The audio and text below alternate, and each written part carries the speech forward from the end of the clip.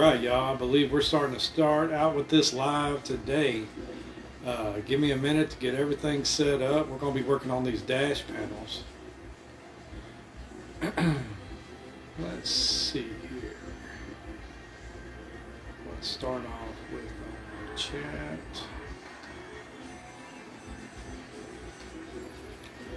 Wish there was an easy way to do all this with just one button. I guess some people must have other people do this for them, because it takes me a little bit to get everything just so slow. Let's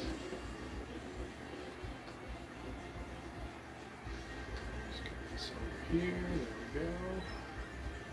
All right, now. Heather Bunch says, hey. Hey there, Heather. Is everything, audio and everything, coming in pretty good? Let's take this.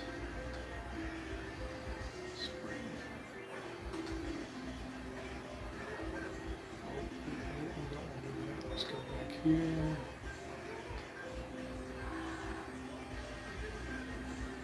To share this. Heather Bunch says, yes, everything is coming in good. DIY rigs.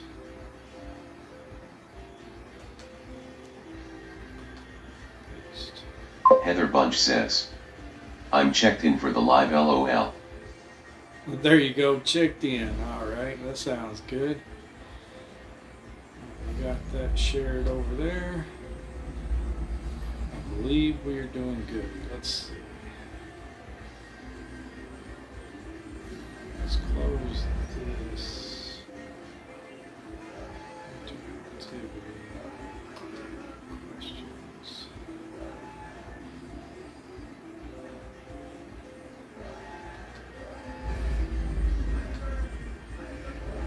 Okay. All right, I think we're getting there now. Let me get this out the way. So, what we are working on today, play this preview so I can see this thing. I like to make sure everything's moving along nicely. And anyway, so today, hopefully everything's good. Hopefully it's working everywhere. Today, what you see in front of you is the dash. This is what we got together so far.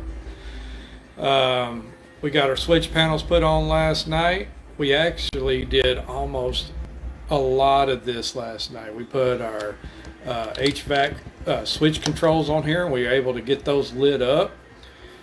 We got our switch panels in here and tested that, make sure that's working. We just placed this sim panel dash in there for now. I still got there's still some stuff like the power source of course, where the micro USB plugs into the back, and this where the microphone jack hooks up to.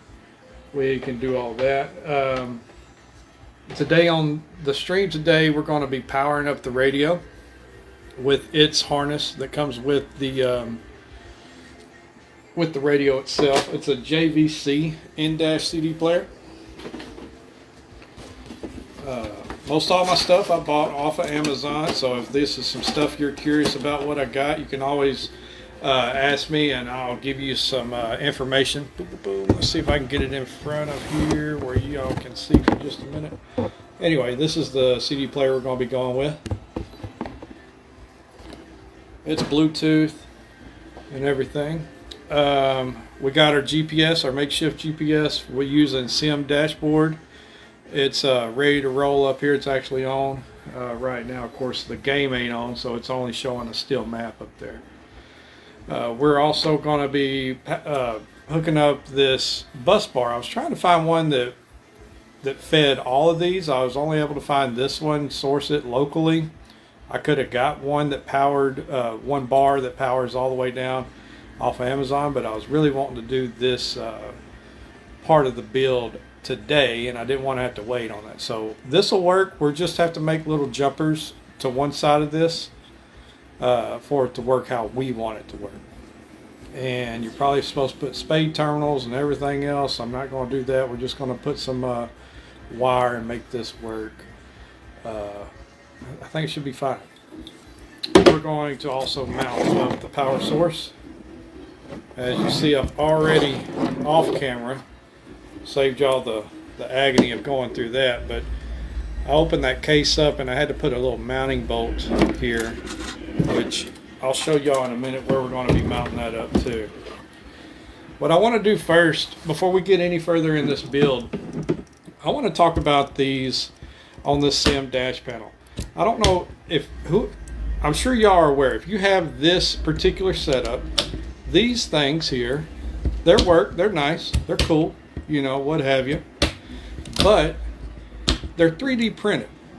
And with anything 3D printed, especially if it's I don't forgot, like a filament feed style printer, you can feel the layers. I don't know if I can get close enough to this. Let's see if the camera will zoom in on this. Let me screw this off here. See if I can get that. There we go.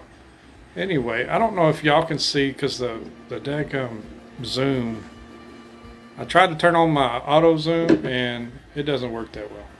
Anyway, there's layers. You can see the layers. Let me mute this phone so it isn't yelling at y'all as we're doing our stuff here. Boom. Okay. So anyway, there's layers here, and it's just a 3D printed item, and it's got this label. It's plastic, like it's laminated, and it's kind of small. It lacks. It does the job, but it lacks. So I want to show you these things right here. Our fellas over there at Fuel to Create have these guys. Check these out. These are actual mustard and ketchups. Come on. These are the actual pieces. I want to show you the difference side by side. This is some good quality stuff. Look at that. So you can already tell as far as the size. Let me get it turned around right. I'm terrible at this, so bear with me. Anyway, can y'all tell this? This is smooth. So anyway, over there at Fuel to Create, you gotta, if this is something you have, if you have one of these SIM panels, go over there, check that out at fueltocreate.com. They have these with these attachments in here. These little even attachments come out, and I think you can even put real adapter, whatever, you know, like they got the aluminums, just the real stuff you can put on here. And this, of course, it has a jam nut. It comes with the kit. You put your little jam nut on there. This thing's a little bitty, by the way. So you put your jam nut on here. Because if y'all went down to the Chrome shop and bought you some of these, they're not just going to automatically work with this stud right here. This is already ready to go. It's a one-stop shop. Get over there. They have all kinds of other stuff too, like they have, let's see if I can get this right. Boom. That's upside down. Come on over. Boom, right there. Check that out. That is there, y'all. Look at the difference in those two. Let me put it up here, kind of so y'all can see. Now you can really get your fingers underneath there and give that thing a pull. That's some real stuff. Let's do this other one while we're at it. Not only do they have these, they have some cool emblems like Peterbilt, Kenworth, man, you name it. They have a good selection of ATS stuff over there. You know what I forgot? I forgot to put that jam nut on there. That jam nut so you can make sure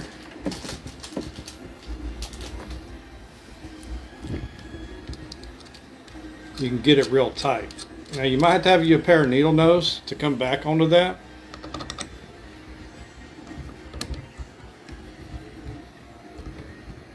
That way you can get it really tight.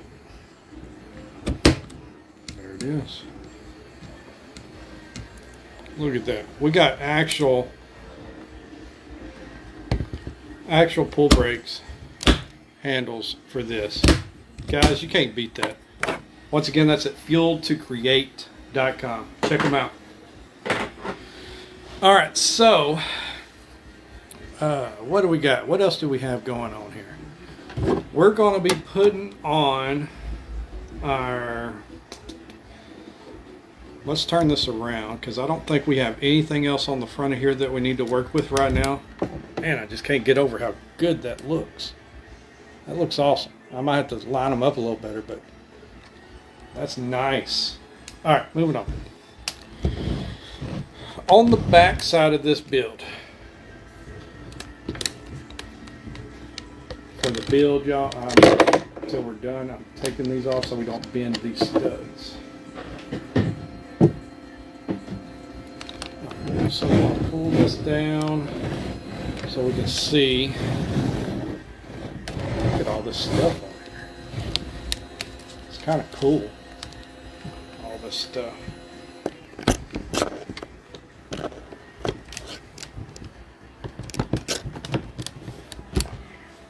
Starting to get a little weight to it too, y'all.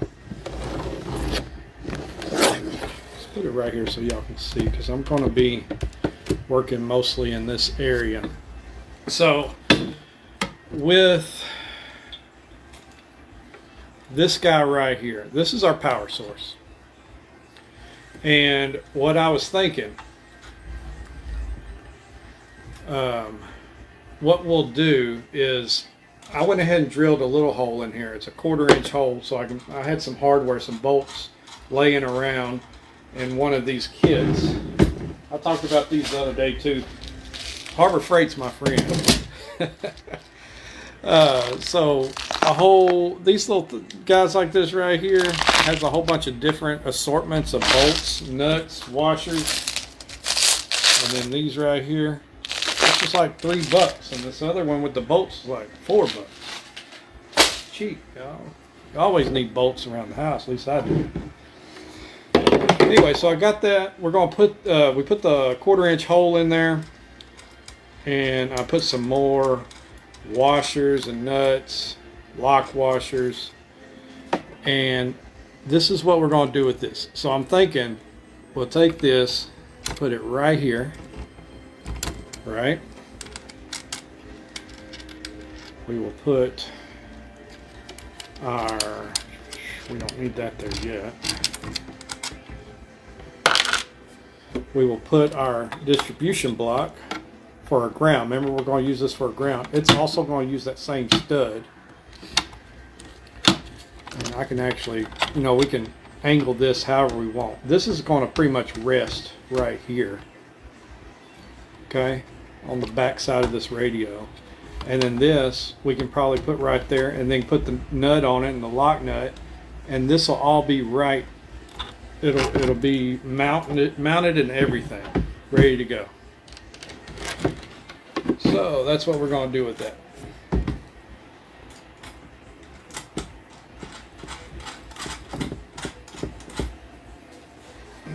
Okay. What we're going to do first is we're going to make our jumper wires. Should we put the spade terminals on?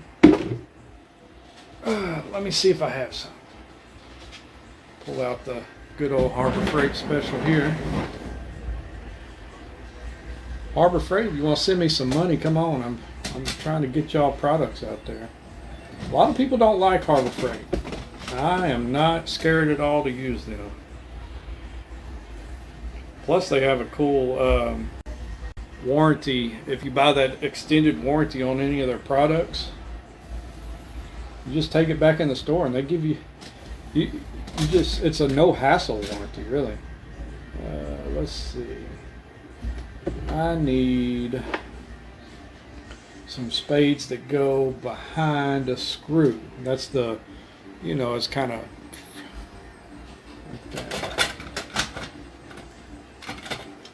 don't want the ones that go around the screw. I want it to go side to side of it. There we go. Like this guy right here. Can you see that little guy? That's what I'm thinking about using. I think that'll work good.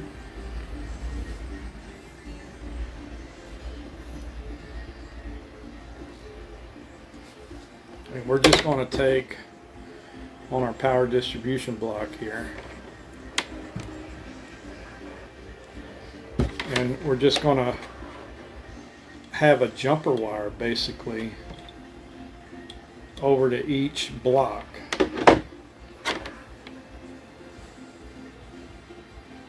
I don't think I could fit 2 wires in one.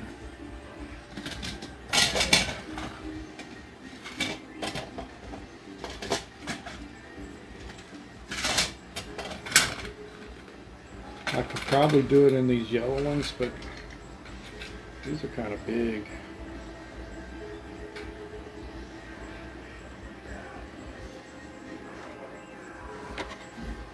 Yeah, these are too big. We have plenty of these, so we're just going to use the blue ones. So the red is the small. That's for like your, what is it, 16 to 22 gauge is the red, right? The blue is 16 to 14, and then the yellow is like 12 to 10 gauge wire. And the gauge wire we're working with, if I can remember, is 14 gauge. Pretty sure that's what that package said last night. I got it right here. Yeah, 14 gauge. So that's going to be our blue terminals.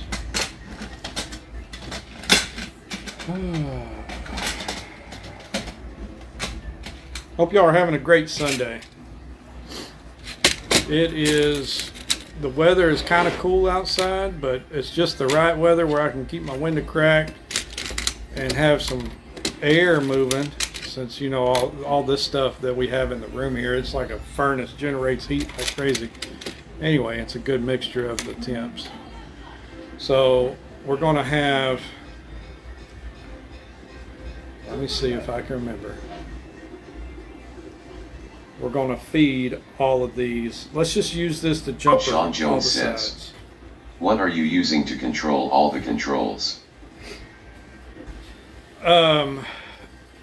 As far as you talking about like the switches, all this stuff right here is going to be mostly 12 volt sources. We're going to hook up some lights, we're going to hook up the radio, we're going to do all that, and it's going to be powered by the 12 volt power source.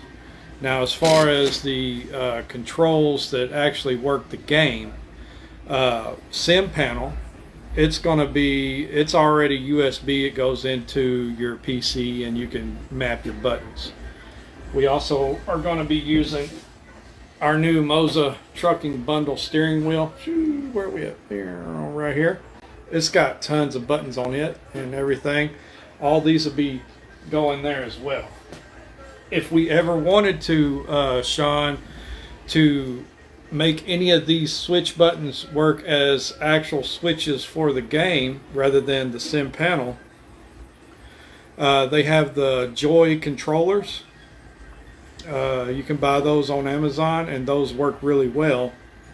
It's a little computer circuit board that runs through a USB to your PC, and anyway you can just hook up switching devices to those. I actually modded my Thrustmaster TMX force feedback wheel with a 4-way joystick for the blinkers and the dimmer with using the Joy controller. I'm pretty sure that's what they call it, a Joy controller. Alright, let's see here. I'm going to get tools out here. We're going to need, how many pieces of wire? 1, 2, 3, 4, 5 pieces of wire. 1, 2, 3, 4, 5. Yep. So let's get our 5 pieces of jumper wire.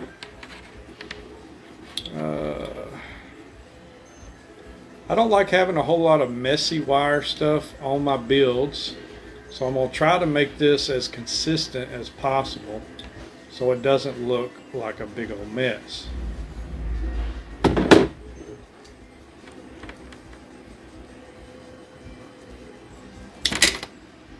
this is the size of wire we're going to be using for our jumpers, and we're going to put these spade terminals on each end of that. Let's move that over there before we spill it.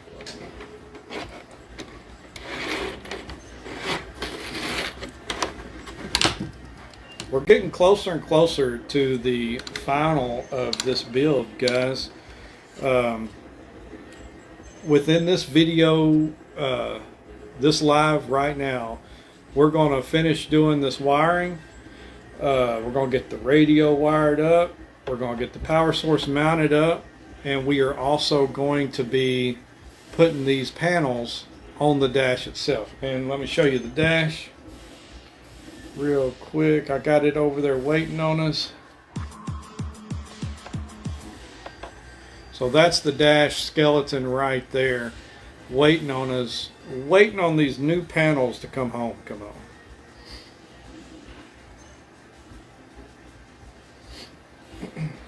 All right, let's bring it back.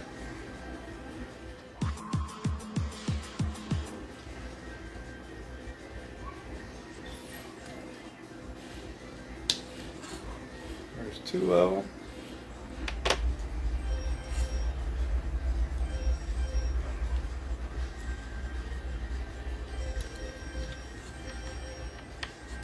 I have some better cutters than these. It's just what I have in front of me right now. Just using them. If y'all are like me, I got all kinds of tools out in the shop, right? But when it comes to finding what you need, when you need it, why is it you never can find it? It never fails. It's like I know where it should be, but it's not there. It's like, who has been in my shop? Alright, so I think I have all of our jumper wires that we need. Remember, we need 5, right? We got 1, 2, 3, 4, 5. There we go. Let's put this roll of wire out the way. Try to keep a tidy workspace here. I am going to kind of move this. Let's move this a little bit out the way right here.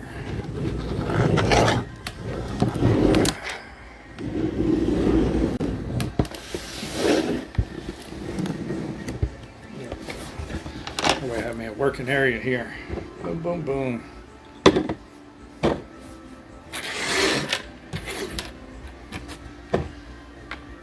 need way more than 5 of those because it's going to need 1 on each end.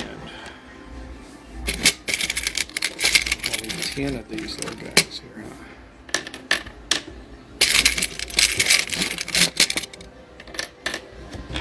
So I need our wire strippers.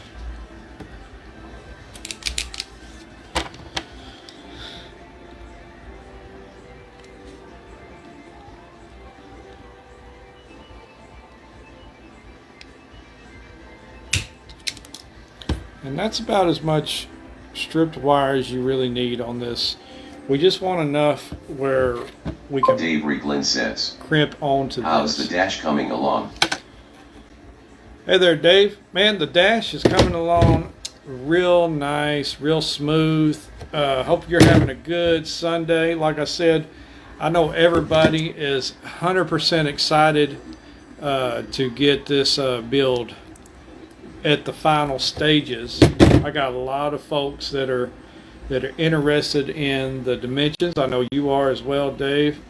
To try to get this build going for yourself, and we are almost at that point. We are almost there. All right. Boom, boom, boom.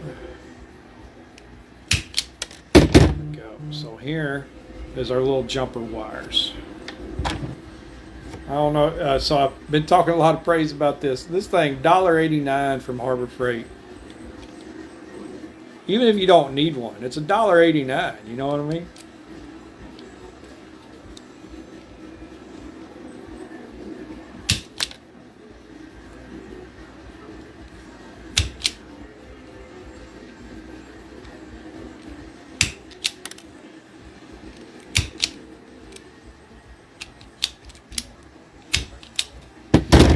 Yeah, you can't beat that.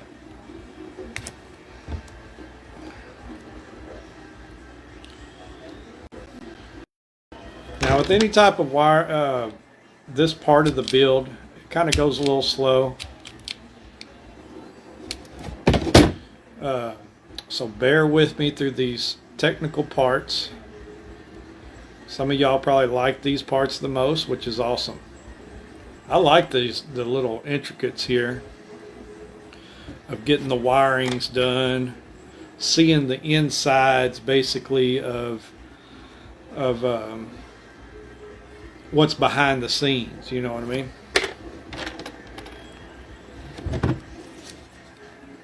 What is your favorite part of a build when you're doing your build? Let me know.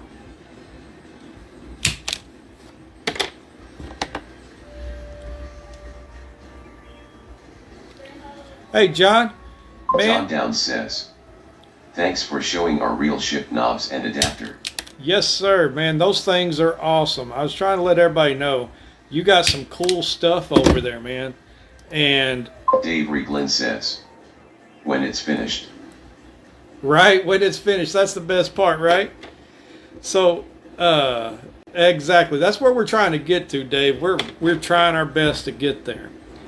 But yeah, John, man, these things, I was telling them over there at fueltocreate.com, y'all got some cool stuff on that store. You got some good emblems. You got these real dash knobs. The ketchup and mustards come on. I like them. I can't wait to get to actually use them in the game.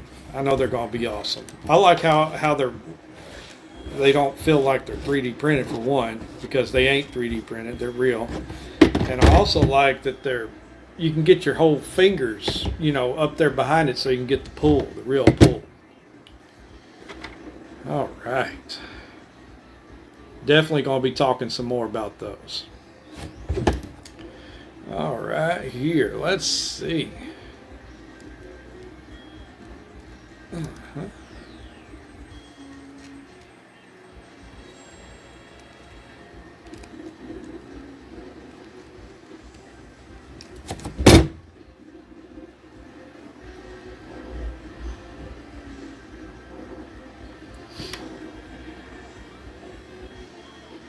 All right, moving on, moving on.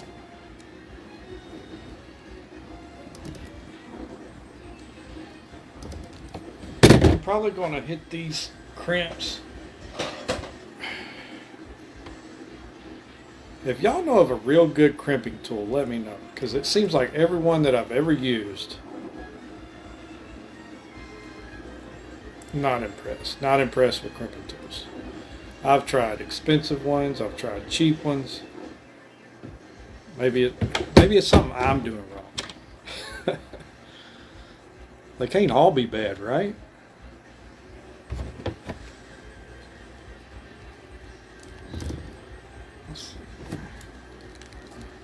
Yeah, we're just going to use these lines.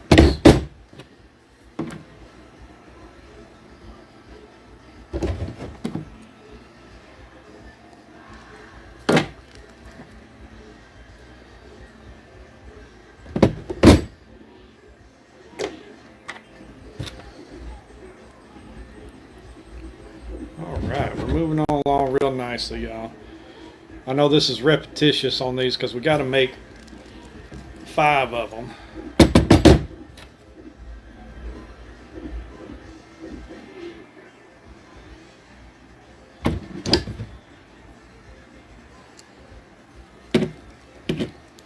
That's what I wanted to do. I wanted to comment y'all's link on those real dash knobs.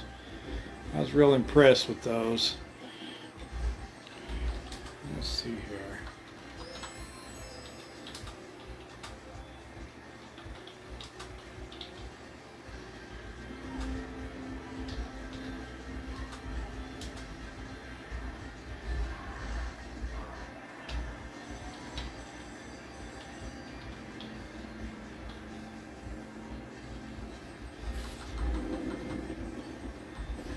Bear with me here, y'all.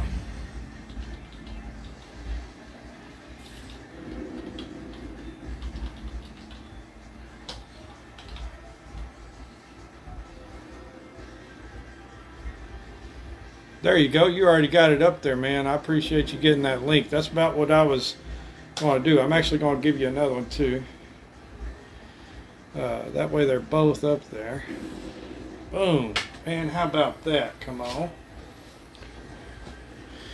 All right. Let's see. Let me get back over here.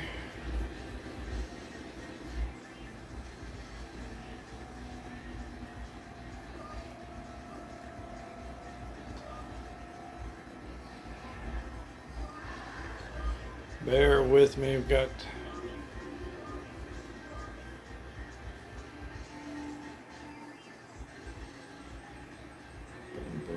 Where are we at? Where are we at?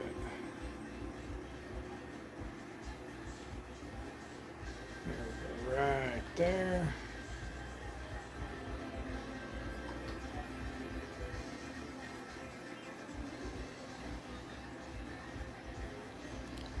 Get this guy back over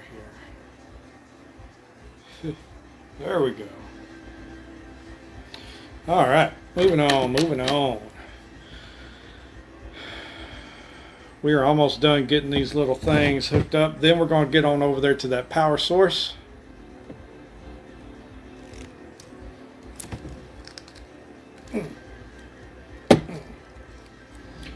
Them things work for them knobs. Yeah, like you said there, John, them things work for the American Truck Simulator. You even have the DIY kit where if you didn't have the sim panel box, you even got your own switches over there, which is cool. Alright. I like all those little emblems, man. Those are awesome.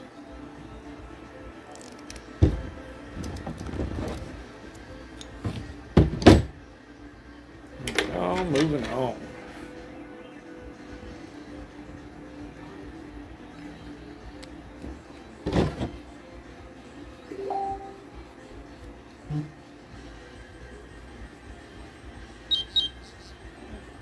Let's see here.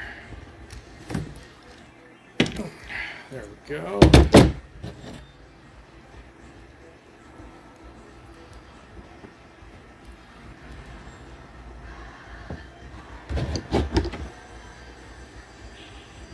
Hopefully y'all are able to still hear me. Sometimes this I'm working with I'm trying to get when that chat comes over. I see I got my preview in front of my little chat blocks over there, but on the little screen. But anyway, I use Chat Social to get that chat to pop up so I can hear y'all talk and everything. I'm real bad about trying to... Heather Bunch says, we can still hear you fine. Great, thank you. Thank you for letting me know that.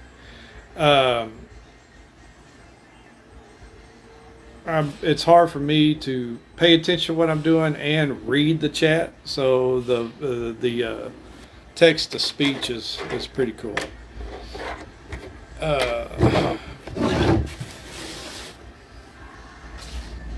All right, so here's all our little jumpers.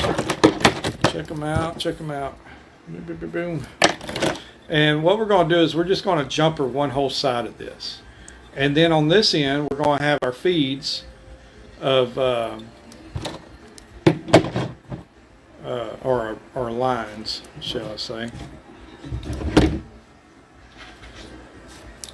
of our accessories.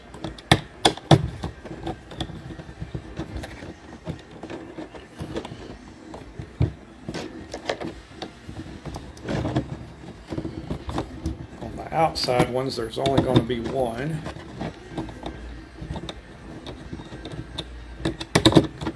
Unscrew all of these pretty loosely.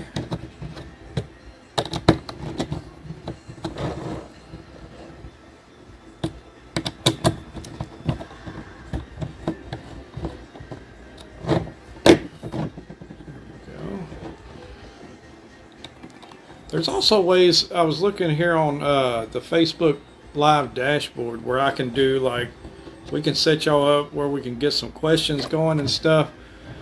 I ain't quite mastered it yet, but I think that'd be cool if I can figure out how to make those work and kind of throw out some questionnaires and stuff as we're doing the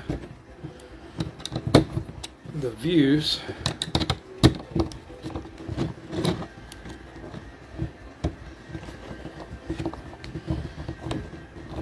Just to make things a little more interactive for y'all. I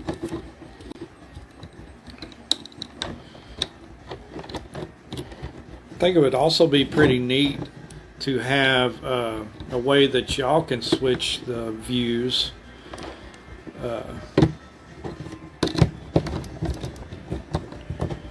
I'm sure there's ways to do all that. I'm going to have to look into all that. Kind of like y'all do a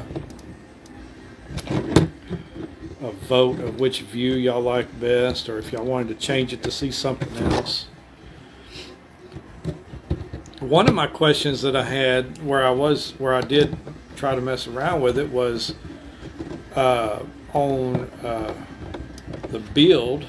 If this was your build, what would you have in the dash that I don't have? Like, I have the air switch, I got the sim panel, I got the radio, and this GPS unit, and these switches, and of course the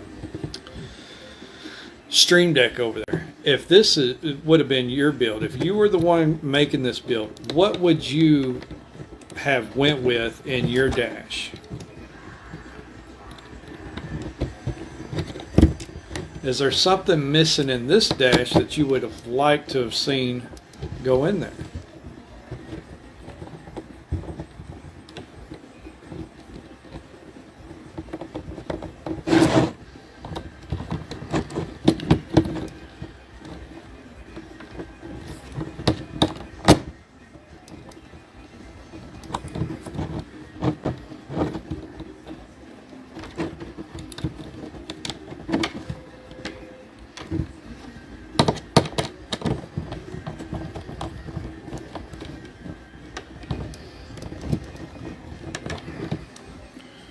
This little screwdriver kit. Heather Bunch says, the Hawaiian dancing bubble girl LOL. You know, I'm definitely going to have to get me a Hulu Hawaiian dancer to put on the dash. That's definitely happening. So don't worry about that. We can't go without that.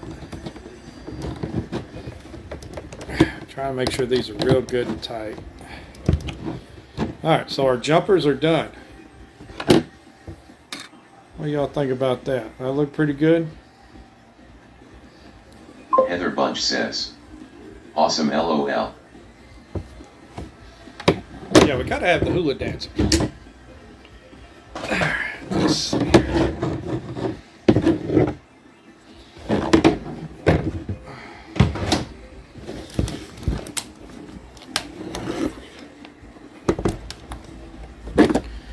Let's get the build back over here. Ugh. See, this thing is getting some weight to it now, y'all. It's looking good. Be careful with how I set it down. Don't want to scratch anything. Don't want to scratch nothing. Let's see, let's go like this. Like this. There we go. Alright, so the power source we're going to have going right here. So let's go ahead and I think we're good to get it mounted up, and we can go ahead and get our new block mounted to that as well.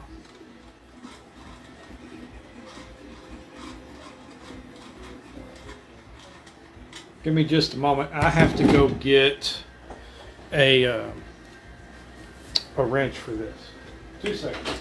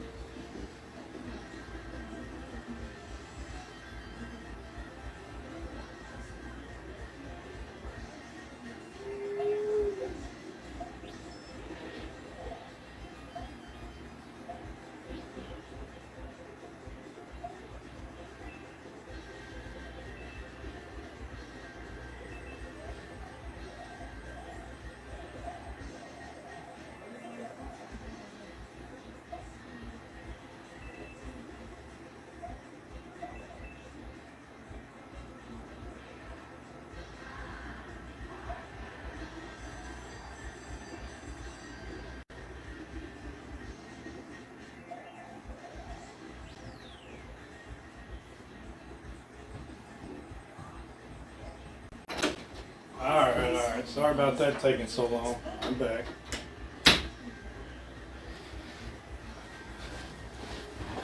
Alrighty. 10 millimeter. Imagine that. Okay.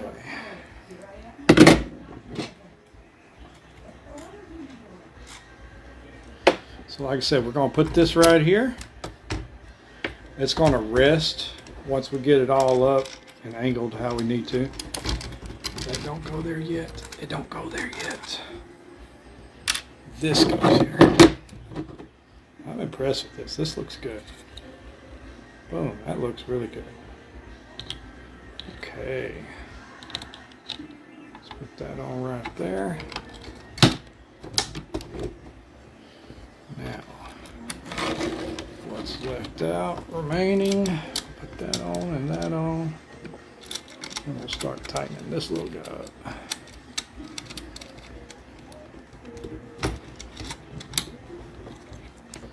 I'm wanting to kind of angle this if I can. Might not be able to because it's kind of in this groove, which is fine. Alright, so it's not going to let us angle it, which is okay. We'll just make it straight up and down.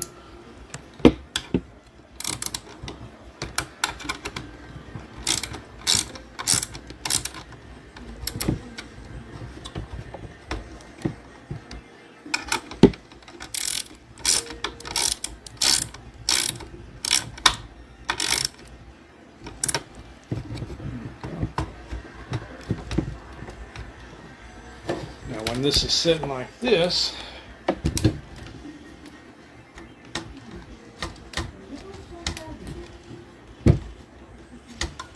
going to be on here like so.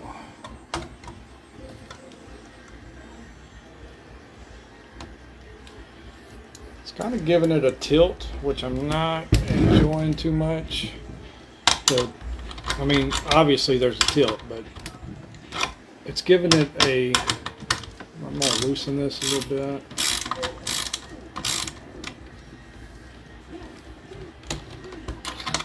We're going to try to get a different angle on this to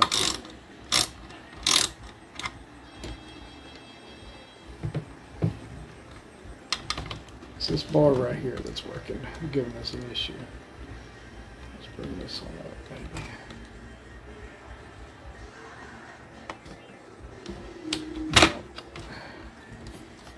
No, that's not going to work. I like that.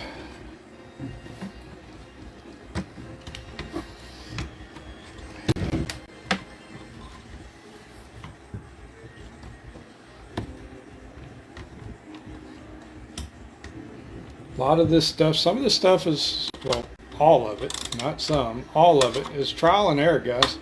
There's no, once I've said before, there's no exact right way to do this. It's just kind of jump in, see what works and what don't. You know what I mean?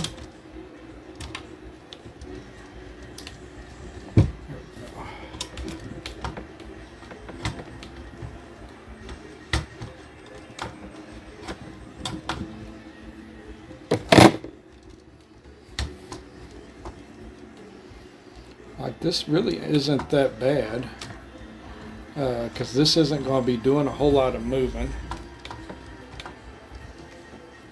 I think we're going to go with this. Yeah, we're going to go with that. Okay.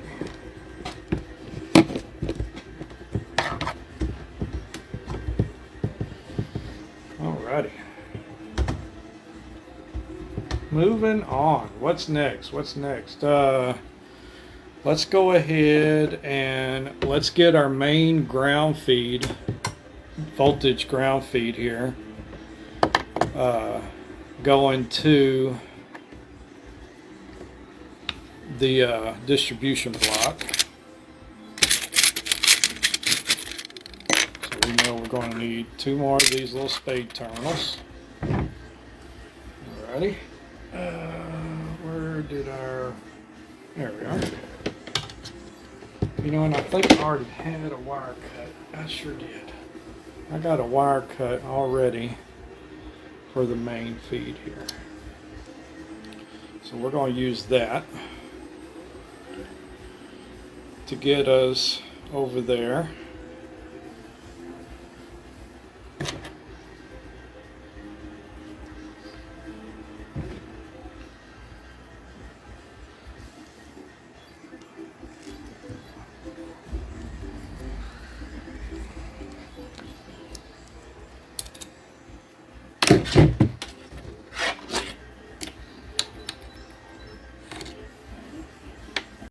Right, yo, it's almost the beginning of another week. I don't know if I'm ready for another Monday.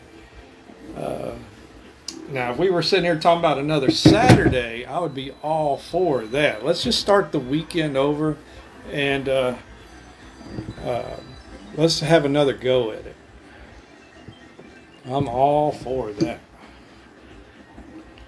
Now, I don't want all this crazy weather, though. Let's have some good weather. Some nice sunshine, a little bit of a breeze. That'd be nice.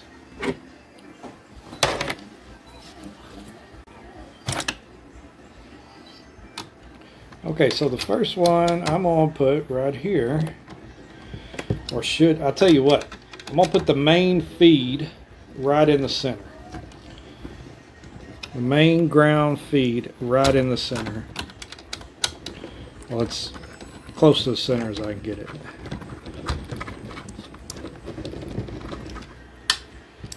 Okay, and then that's going to come over here. We'll grab the center ground here to right here.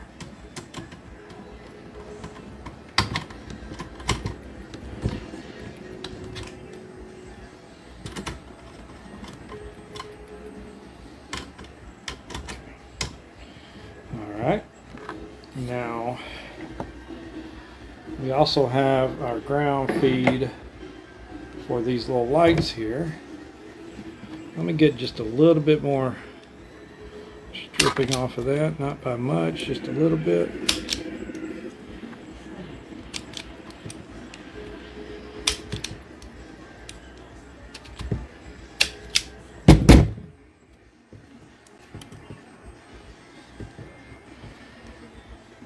This thing works real good as long as there hasn't already been a cut on it.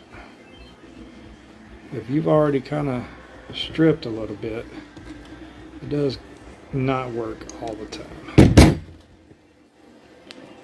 Twist that up, get ready for our crimp.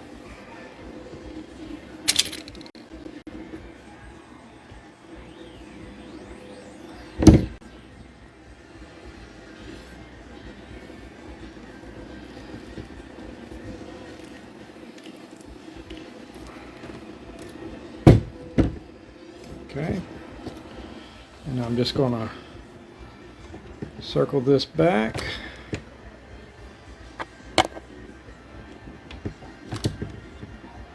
We'll put this guy right here on this one.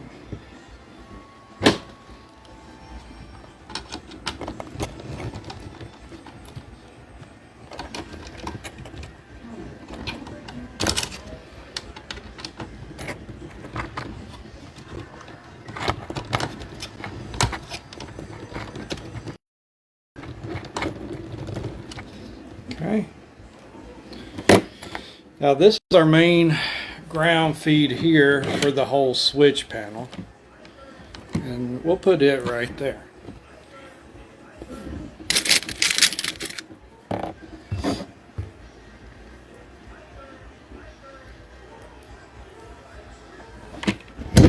All right.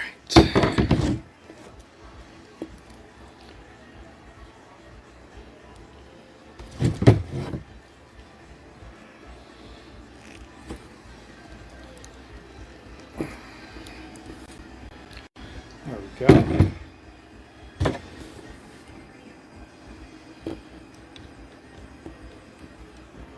Coming along real nicely, y'all. See if I can.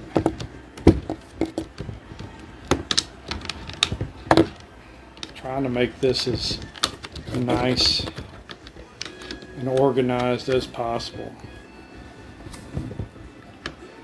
Like I said, my OCD will get to me sometimes if it gets too out of whack. And we'll redo this whole thing if we need to.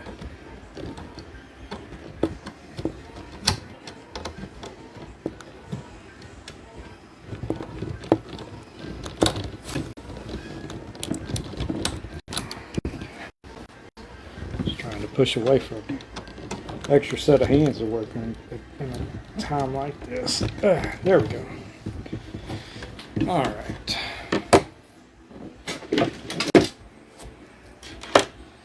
Now let's go ahead and get, this is the main power feed right here. Get a little bit more.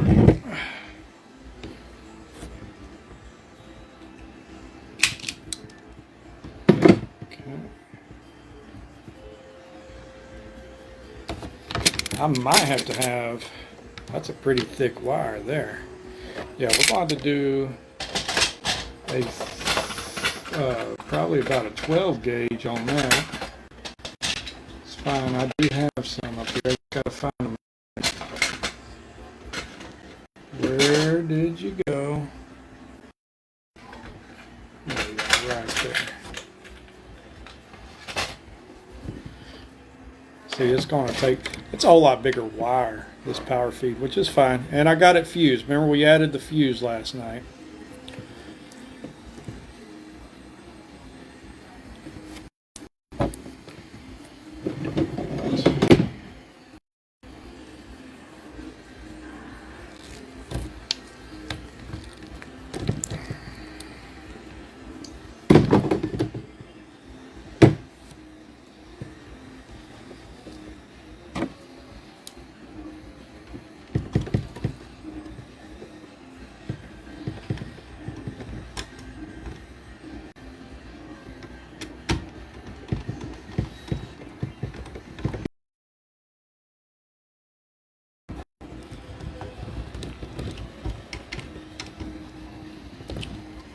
Alright, so really that's the only two that I'm going to be using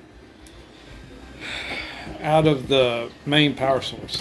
Let's see the way of the, back this way.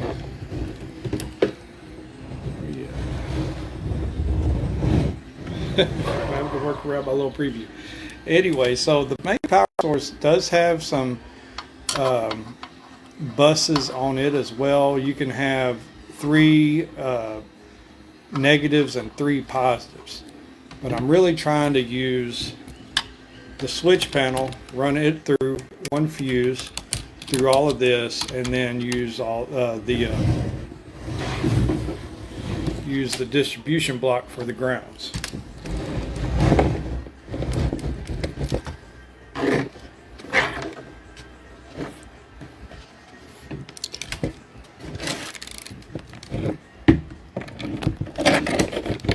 Glad I'm done with this so I can get it off the front of this. I don't like having it laying down like that.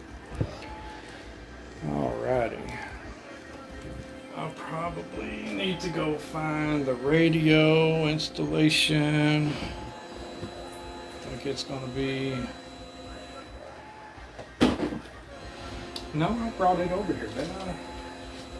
So look at that. That's in dash. Hold on just a second, y'all.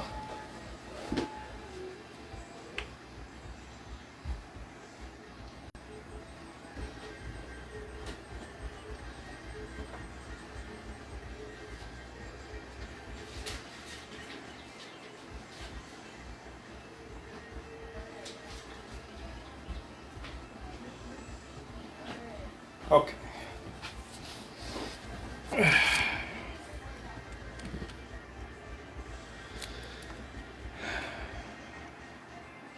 You know, another thing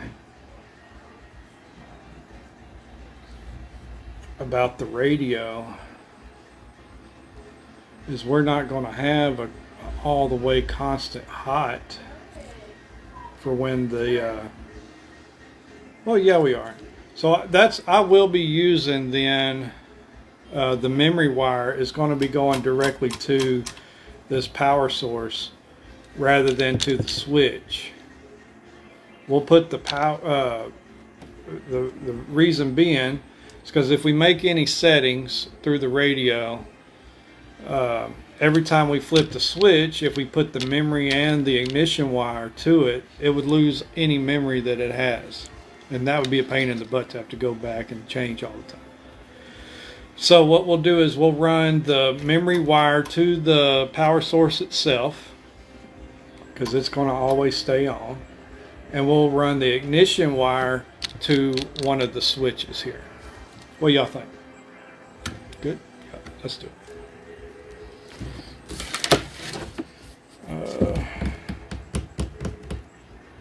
We're going to need a blue, maybe even a red. These are a little bitty. Let's do a red spade terminal, female.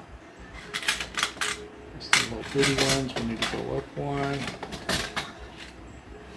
Nope.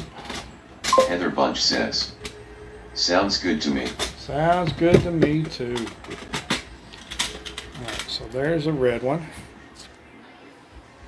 That's going to be going on the... I can't see it very well. Anyway, that's going to be going on the switch right here. We'll put it on number 2. And we're also going to need a red for the always hot spade. It's going to be going to the power source, always hot. And then we're also going to need a red ground, because I think all these are real little bitty wires. They are. And we'll be doing a red ground to our distribution block. So let's set these up here so we can kind of see them as we go. Boom, boom, boom. Now last night I had me an overhead camera. I would have probably put it on that, but I actually moved that camera over to the dash for when we get through with this little wire and stuff. We're going to shoot over there and we're going to work on the dash. That's the part I can't wait for. Alright, let's see here.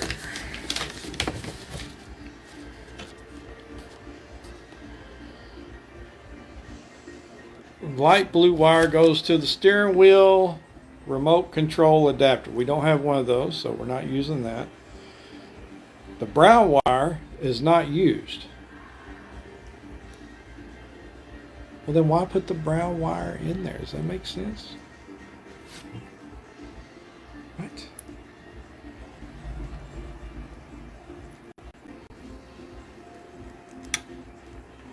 Hold on. That don't make sense.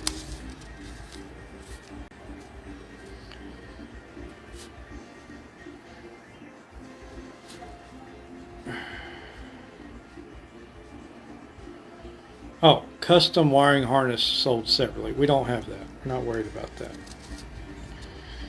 Blue goes to power antenna. We don't have that. Blue and white to the amplifier. We don't have that. That's the remote turn on. Orange, white is illumination. I think that's for dimming. I don't think we have to have that.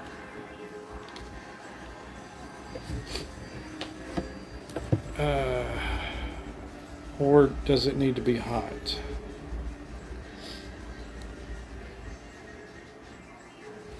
It may need to be on too.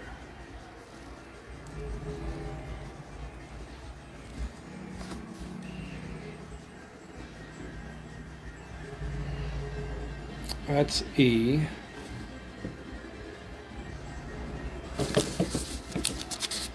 Usually, you know, hooking this up in a vehicle is pretty easy.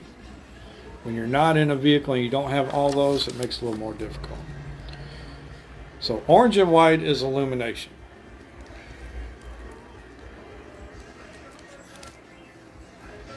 Okay. Yellow is battery 12 volt.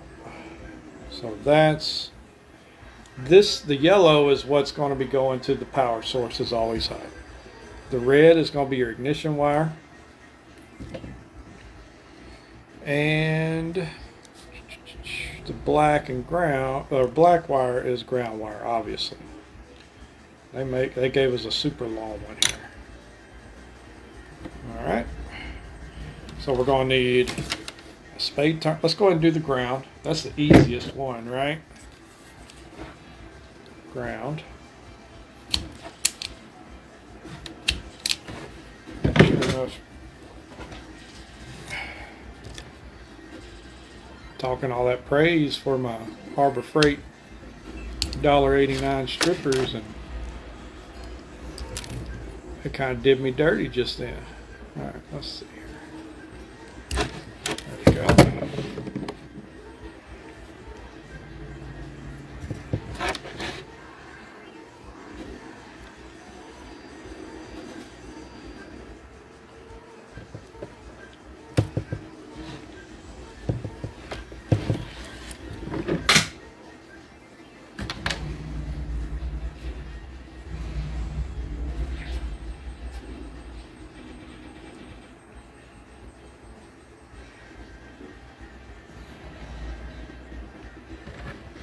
Right.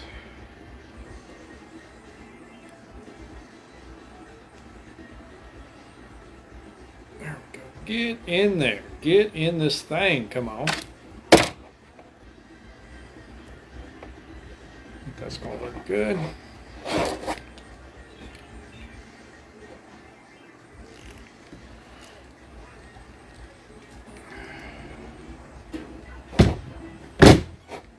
Alright, so there's our ground. We know it's going to go to the distribution block. We'll do the yellow memory wire next. It's a little bit thicker wire. Let's try our automatic here. Nope. Nope. It just won't work very well on them little bitty wires.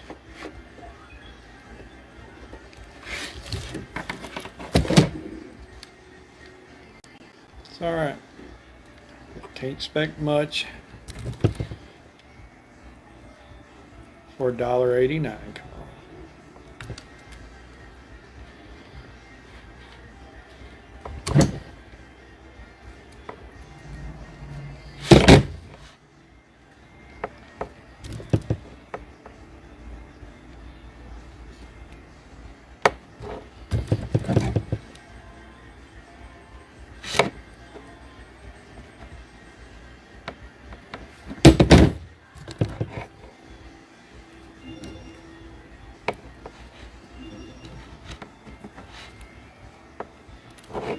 Well, I was going to fold that back over and it didn't work out best for me. Let's try that again.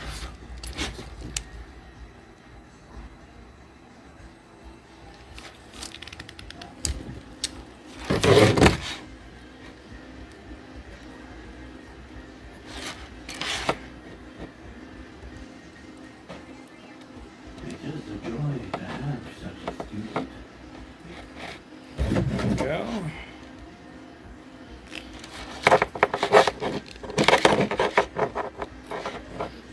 be for our remote wire. And then our ignition wire is going to go on the spade terminal.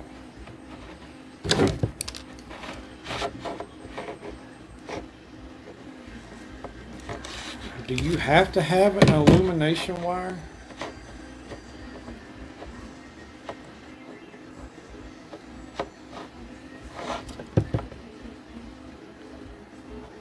Or do you have to have the illumination wire? That's what I meant to say. So I don't want to screw that up. Because we don't have an illumination source. And because if I remember right, some of those illumination sources, they work off of a ground.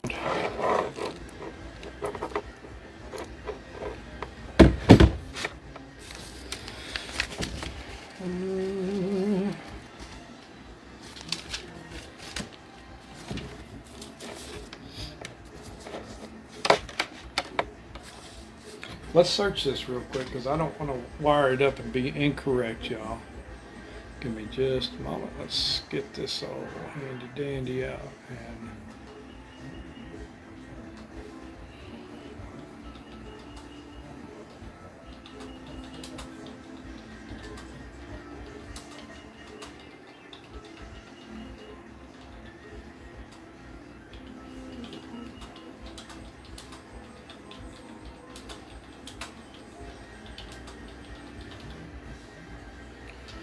Alright, what if you don't have? If you don't have a dedicated illumination wire in your car's harness for the orange and white wire, which is typically for the dimming stereo display, you can either leave it disconnected or find a source for a switched 12-volt signal that matches the vehicle illumination circuit.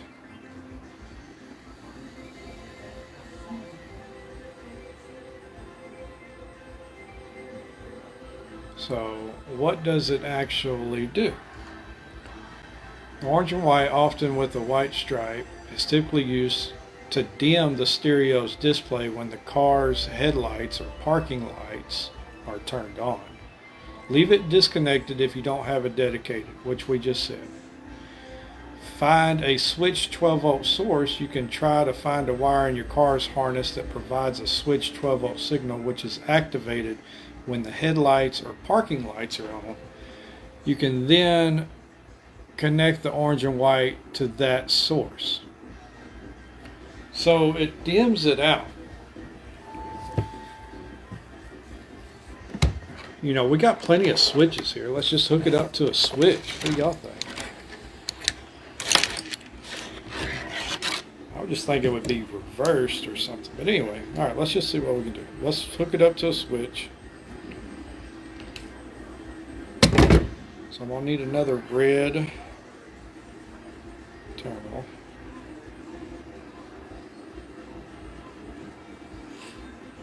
Get back over there to y'all.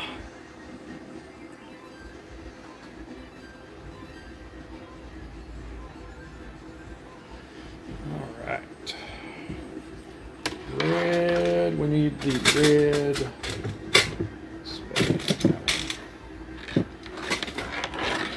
Right here. We might not use this, and if we can always disconnect it if we don't like what it does for us.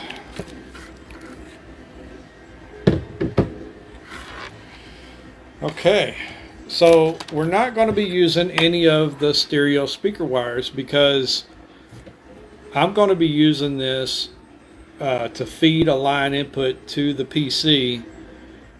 So I can stream with whatever the radio or CD player is going to be playing. It will also be playing out with my surround sound here in the streaming room.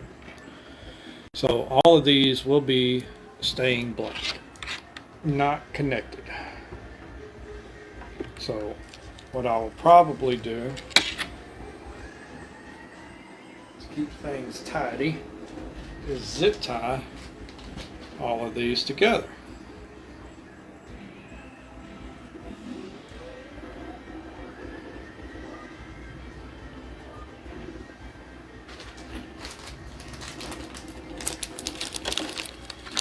Zip ties out, ready to go.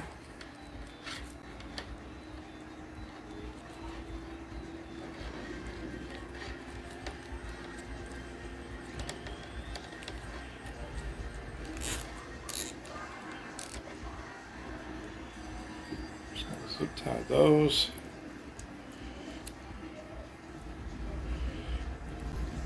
Back around on themselves.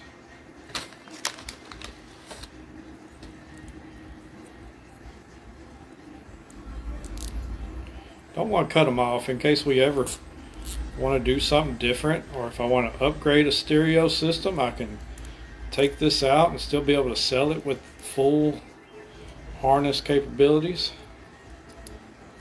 So, as you see, all I did was just bend them back around on themselves and zip tied them.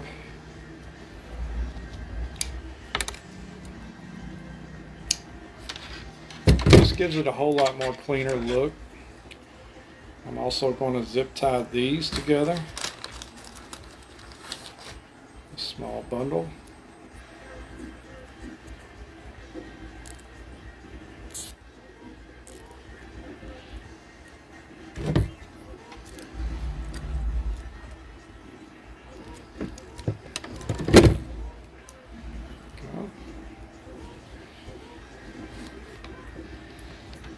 Let's go ahead and click this harness in.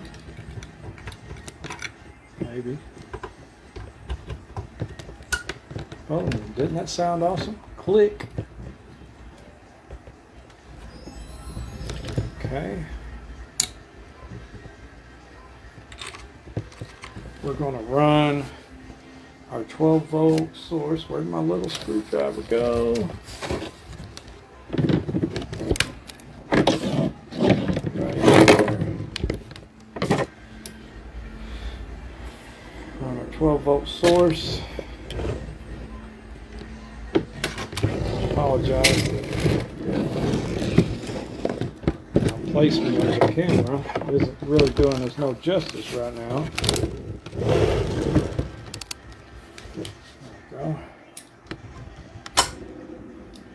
Alright, we're going to run this straight up to the voltage hot on the 12-volt source.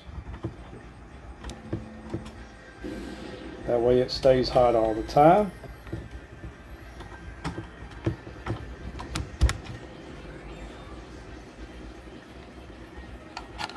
Look at that. We don't have enough length here. I'm going to have to do something different with this illumination wire, as well as these wires, guys. These aren't long enough.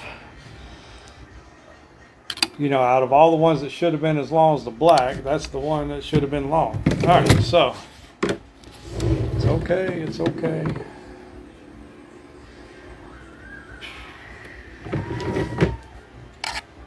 Kind of a bummer, but it's okay. We'll make it work.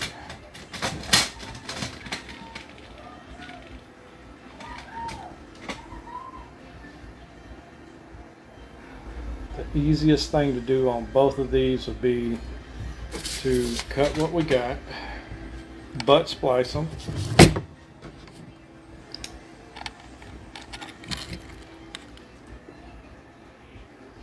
Like I said the other day, you know, mistakes happen. No sense in making a big deal about it. Cut your losses and move on to the next one. You know, no big deal. Alright. Let's redo this.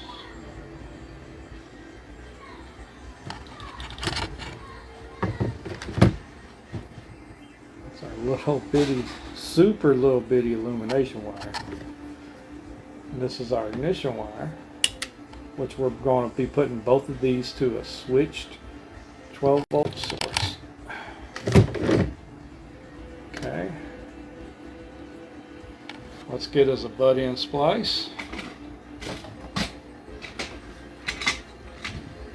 I don't have any little bitty red wire. I have this 14 gauge. Of course, yeah, I know it's big, but that might be what we're going to have to use. Let me see if I can open up, if this will go on this red terminal, because it's big. Yeah, it'll work. Good. Alright, let's go ahead and butt in splice to these.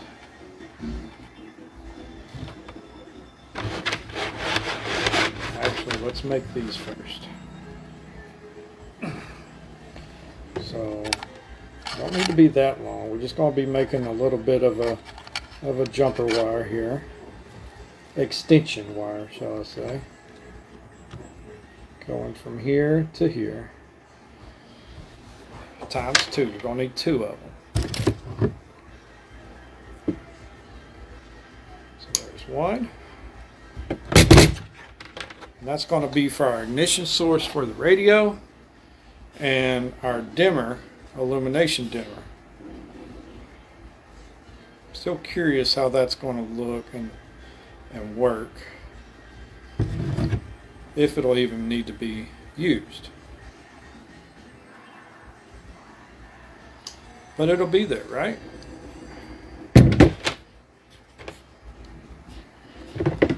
Let's get a bit extra wire there.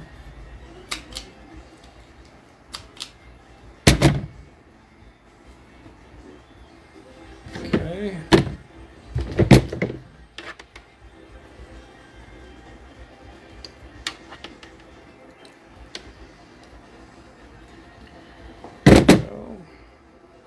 Slowly but surely we're getting there. Let's go ahead and straight that one back. Now on the spade terminals, instead of using them little bitty red ones, we will use a blue one on those. On the slide terminals where it goes in. On the rocker panel switches. Okay. Let's clean up a little bit of this mess right here real Butch quick. Whitcomb says, "Are you live?"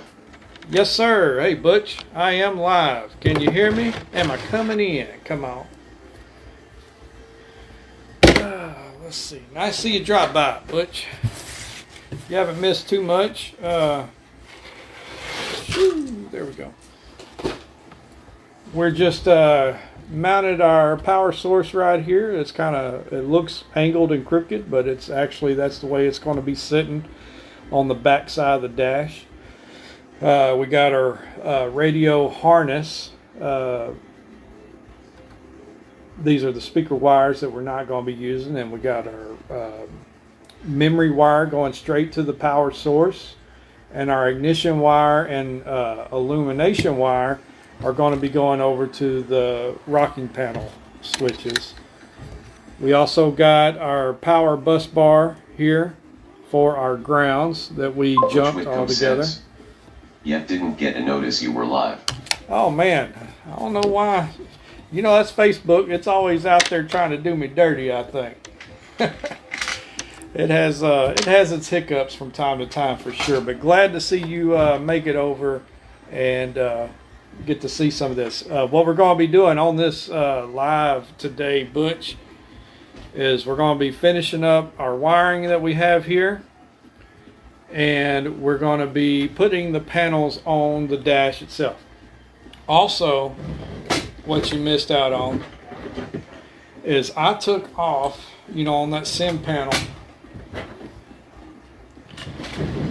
right here. All right, sim panel, it's got the push and pull brake, these things, little 3D printed things here. Uh-oh. And it's like got, I don't know, it's like a laminated paper. Anyway, these things are a little bitty, flimsy. I wanted to let you know over there, if you're interested, there's a website called Fueled to Create. That's fueledtocreate.com, and I put it in the comments. I don't know if you're able to see where it is, but it's fueledtocreate.com. And these things have these are the actual ketchup and mustards and they have these adapters already ready to go. Like these will actually screw out of here if you wanted to, and put the, you know, like at the Chrome shop, Coach you've got Whitcomb the, says. Yep, I saw that. the aluminum. Yeah, good. And look at the difference. Can you see the difference in the?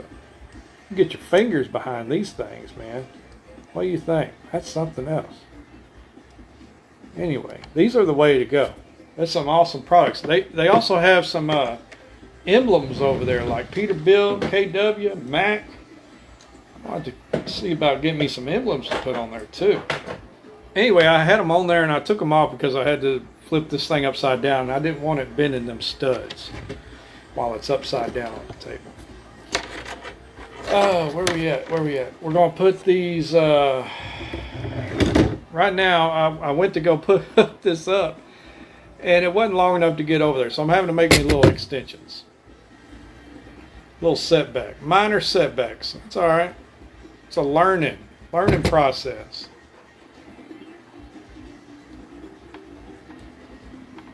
Let's go ahead and just get these little guys crimped on here. Ugh. And this one here crimped on there. Let's go over this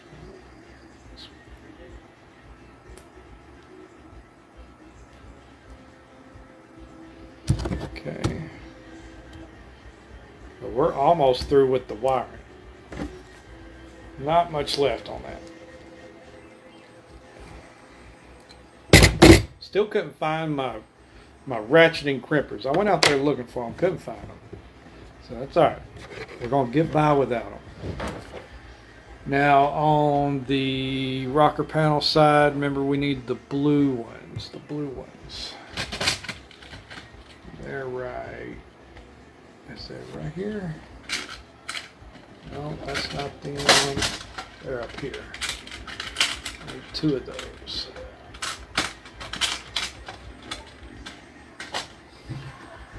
Coach Whitcomb says. I like the Pete knobs, they were $100. Are they on that Fuel to Create site? They got some Pete over there. Those things look neat, I bet. Now keep in mind also, Butch, you can buy just the adapters if you're using the SIM panel with the M4 adapters, and you can go and put any Coach of. Whitcomb says. Yeah. Cool deal. I guarantee you, if that thing's cost $100, you're getting what you're paying for. I bet you that's a high quality product over there. So far, everything that I see, I'm impressed. Really am. But yeah, if you put them adapters on there, them M4 little adapters, you can get pretty much. If you couldn't find it there on that site, which they got everything, you all see why you couldn't. But you could go over and take that.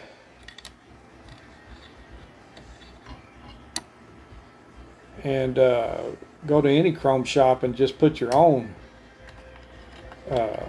knobs on there if you found something that you like better, or found them on a deal, a steal of a deal. I'm always looking for a good deal.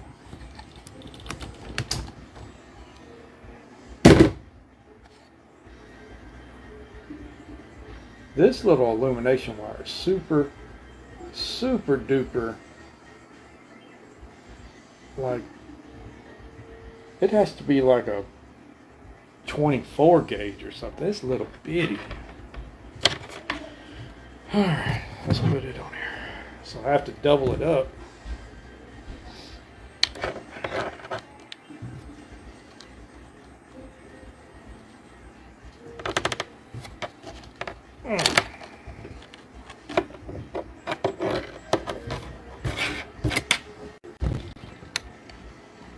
Alright, let's get these on here. Yeah, I know. I'm not using crimpers.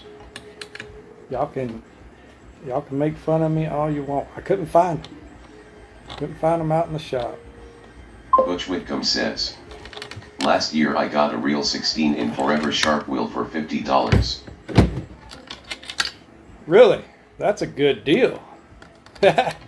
That's a real good deal, man.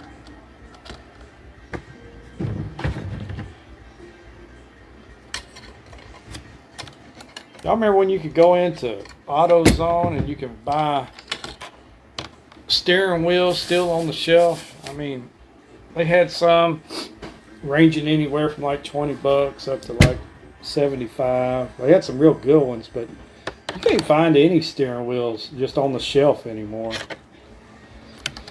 Let's see here. All right, let's go ahead and hook up our. See, I've lost my screw. There you go.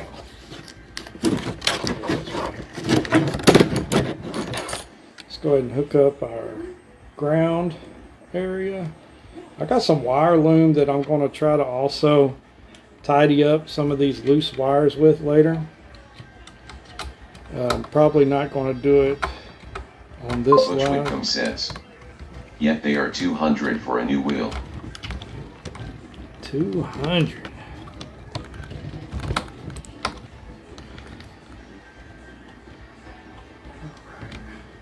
See, like I'll loom all of this up to make it look nice and tidy. We'll probably also go in and I'll put some zip ties on it before we loom it up, though. We'll at least do that. All right, so this is our ignition wire.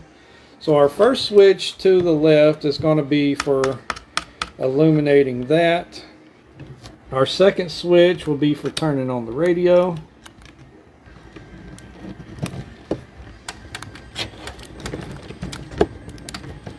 Okay.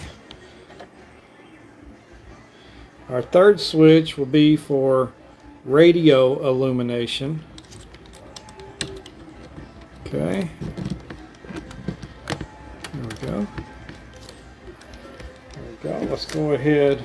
Now I think that's all the 12-volt sources we're going to hook up now. So I actually still have a remaining 3 switches, which I know for a fact I will be putting some under dash lights. I'm wanting to put some red lights to light up my footwell area. I might also be adding some other type of cool lights there. Speaking of lights, man, have y'all been over there on TikTok and seen what they call these watermelon lights? Those things look awesome.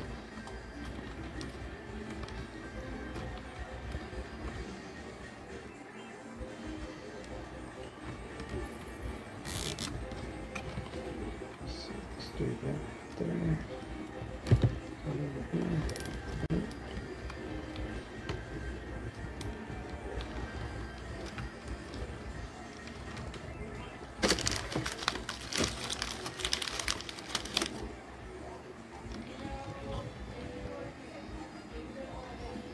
Butch Whitcomb says, sorry I am not on there. Don't worry, Butch. I wasn't on there till like, I don't know, 3 weeks ago. I've been trying to, I don't know why, I've just been kind of, I've steered away from TikTok for the longest. And my buddy Jake, he streams over there and he says, man, it's really good. You need to get over there. See if you can start streaming. You got to have 1,000 followers just to start doing lives over there. I'm like, man, I don't know if I ever make it to that. But it's they have some interesting stuff for the community that they already have over there.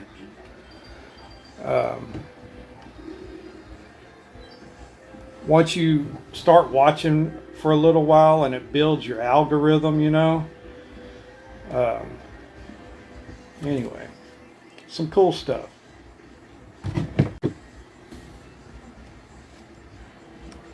They got some nice show trucks on that thing too, man.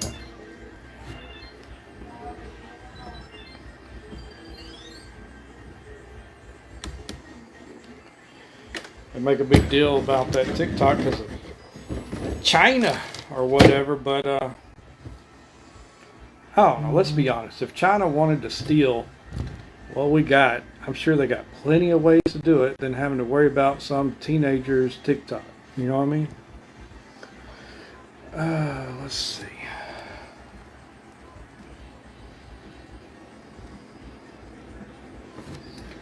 How's that wiring look? That don't look too bad. I mean, This right here is the actual whatever there, but I think that looks pretty decent and don't even need any.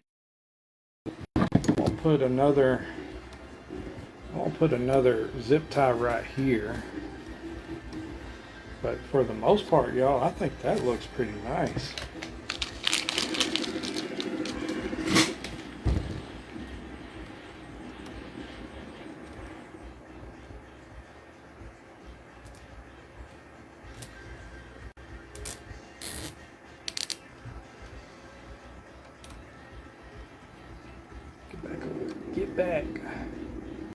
Get back on track, get off of my back, yeah. Alright, there we go.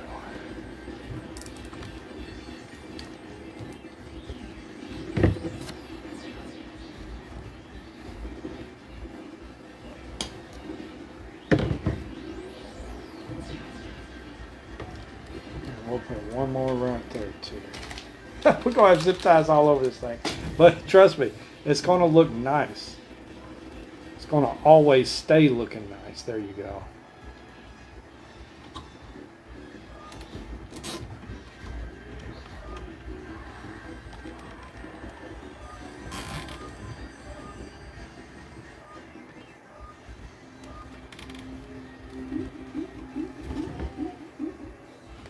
Butch Whitcomb says, watching you is the most I have been on Facebook in months. Well, I'm glad I can get you some entertainment there, Butch. And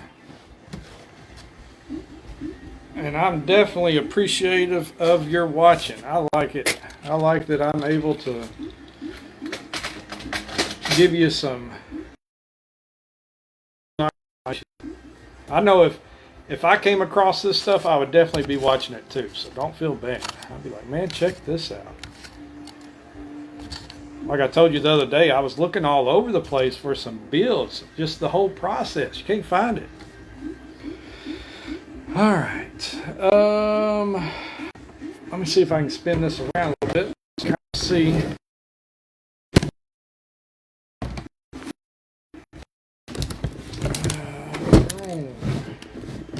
I was going to get it too high, I guess.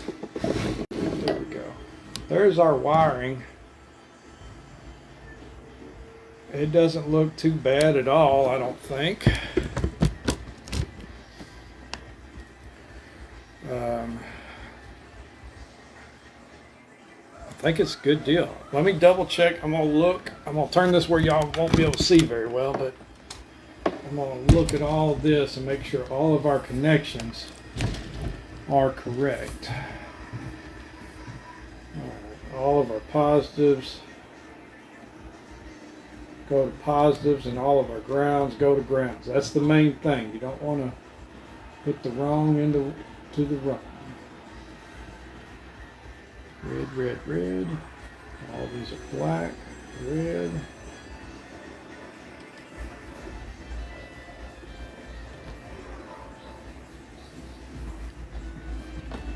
This looks good to me. Looks good to me.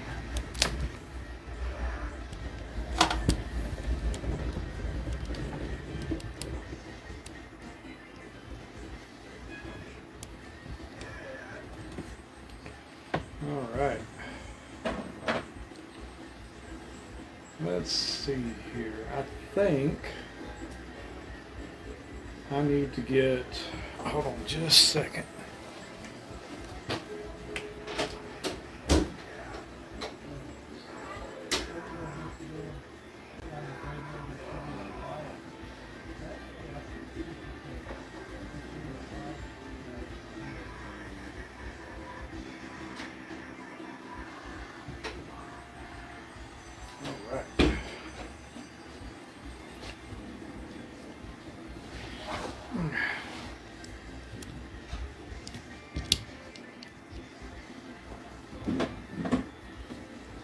Let's throw these mustards on here. Come on.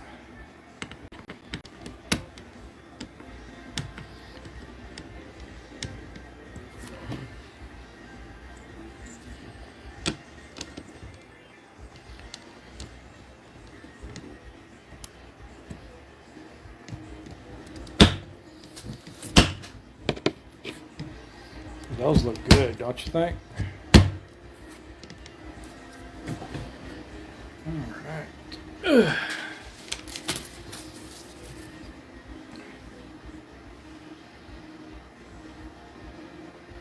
Next up, we are going to, I guess we really kind of need to test this. What do you think, Butch?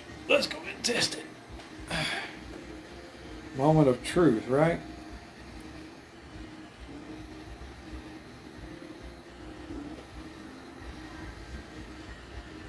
All right, it's lit up. We got power.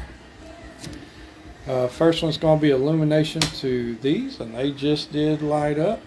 Next one's going to be power to the radio. Butch Whitcomb says. Right. Boom.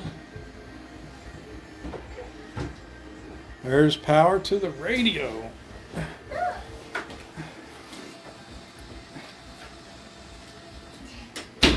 All right. And here's our dimmer. So yeah, the dimmer does work. Check that out. When it's on, it makes it dim. When it's off, it's really bright.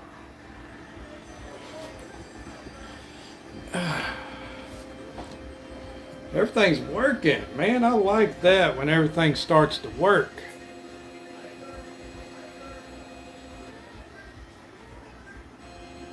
Man, oh man. Alright, so now I need to get back here behind this to plug in.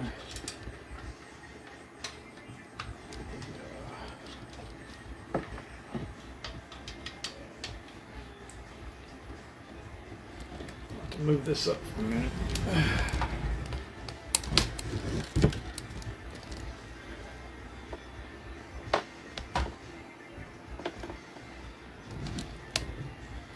How are we going to do this? So what I've done, not on purpose, I assure you, is I have my charger that I need to plug in. Let's turn everything off so I don't end up blowing anything up. Let's turn everything off.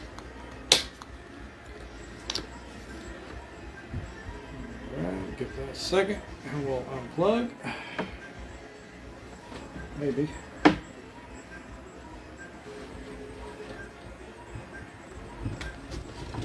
Oh, let go of that extension cord. There we go. Alright, it's unplugged. I have to get this charger hooked up to my 90-degree dongle that I have down here to the phone. And as always, some genius didn't have this hooked up before they put the power source in here. I wanted to have a talk with that guy.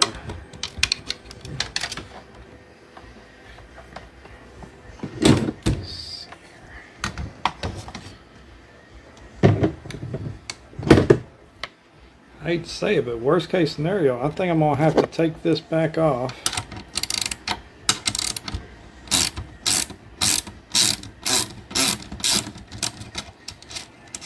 Heather Bunch says. LOL. Yeah, I'm telling you. I want to have a talk with that guy. You think he knows what needs to happen. Alright.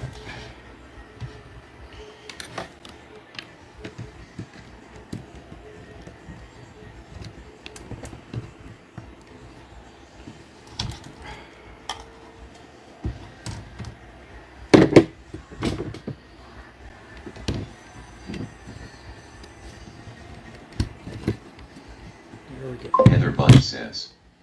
Good luck on all that LOL. Right? She don't like wiring. Let's see here. There we go. There we go. Now, let's hook it all back up.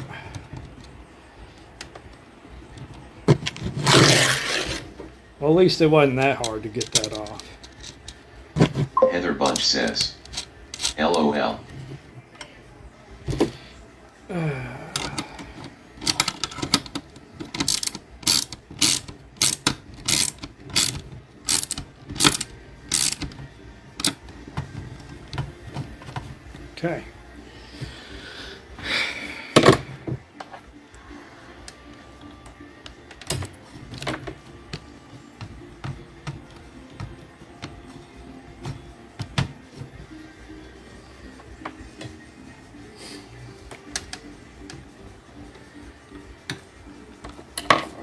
All right, now it's got some weight to it.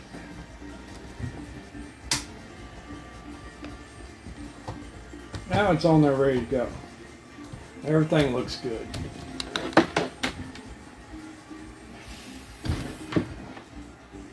I forgot that I turned that upside down. Hopefully it didn't mess these up. And I turned it upside down. All right, I think we're ready to take our panels over there to the dash itself. Is there anything else that we can think of? Yeah, there is something. We got to put this over here so this sticks out a little bit this way. I have to hook up this mic piece right here. So this thing here, it's like a 3D printed something or another for the mic output or input to go on this panel back here for the SIM panel. I took a picture of it before I took it off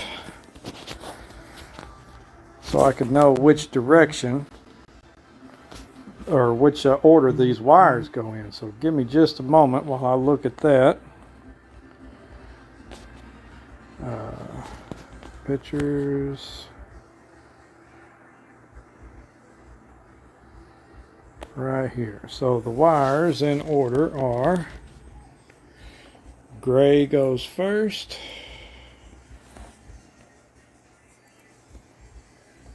And this thing. Gray goes in first. So that means it's going to plug in first, then white, and then black. So gray, white, black. These little pin connectors, these things are little bitty, y'all. Little bitty.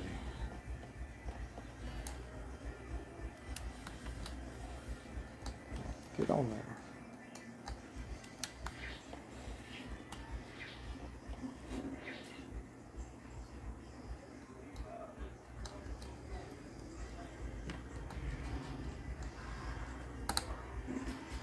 Come on, what is the deal?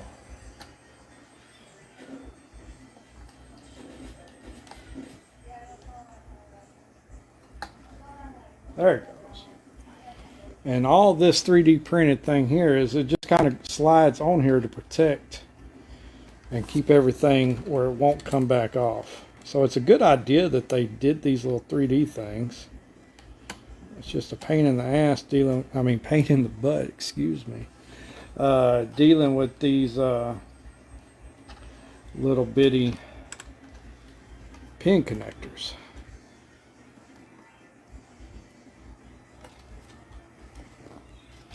There we go. We got them all in there. So to make sure with my picture, black, white, gray.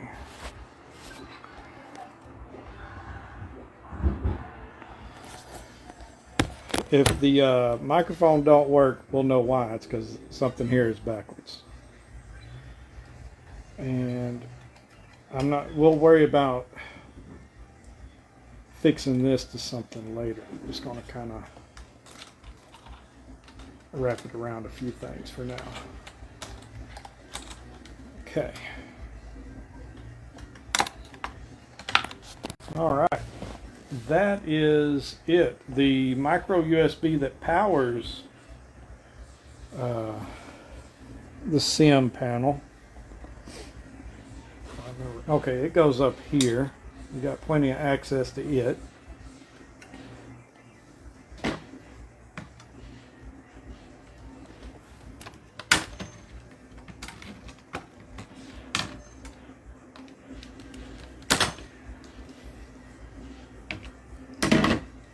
Okay. All right, let's get over. I'm gonna change views for y'all so we can see the dash. And that's where we're about to head over there to that thing.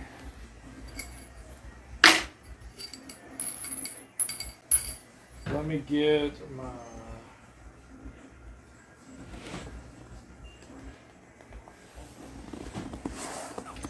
drill ready. Let me grab this. And let me also grab, which I already have, are my screws.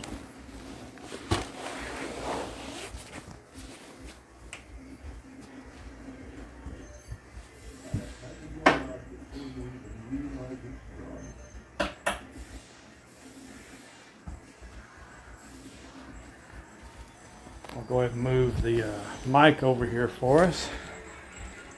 There we go. I don't know why this one little thing's always, it's got a timeout on us. There we go. Let's see. Preview monitor. Keep an eye on what's going on.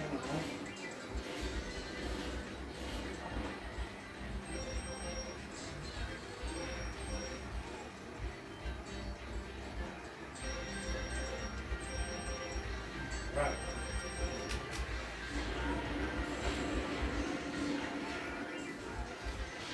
There we go, y'all. I made it over here, finally. What do they say? The moment of truth, right?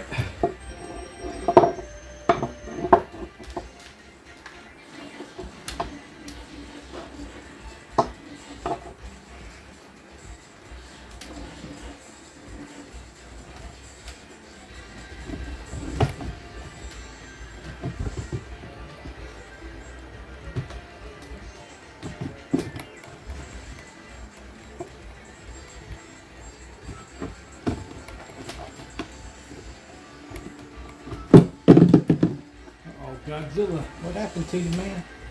Okay, I know exactly what already we're having problems. Remember I told you this one screw we're going to have to take out because it also goes into the stud back there. Alright. There we go.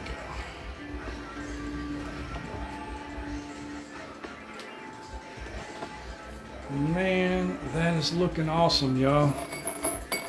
I hope it looks as good on y'all's screen as it does on mine in real life.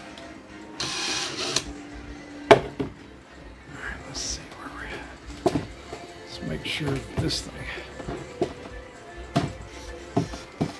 thing's kind of heavy, which I know y'all heard me say that a while ago, but I mean, it's beefy, y'all.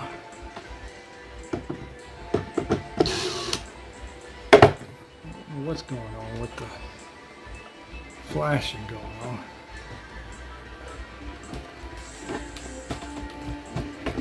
There it goes, right there. All right.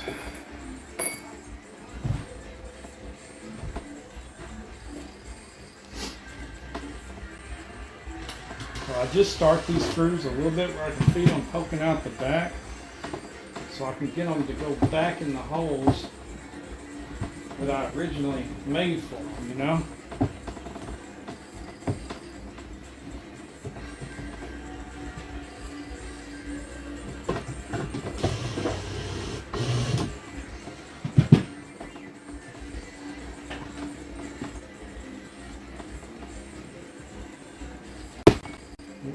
I'll keep it.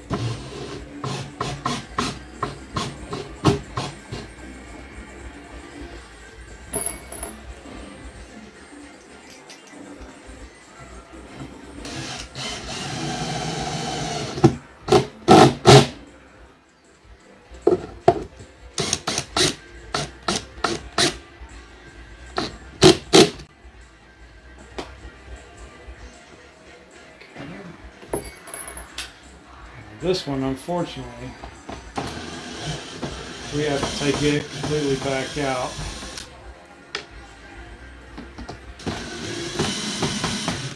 I don't know what that is, flickering. I don't know if y'all see that, but something's flickering over there.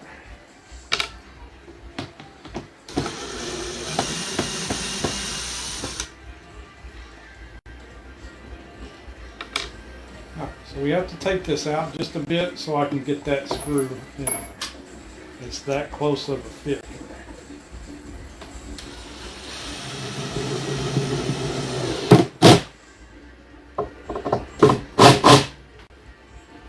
There we go. Now we'll reinstall the screws.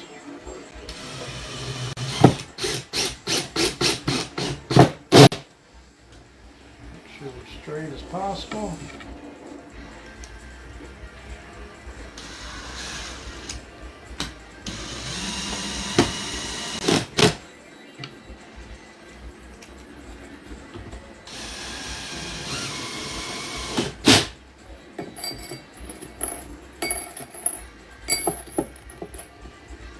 Where'd you go? There it is.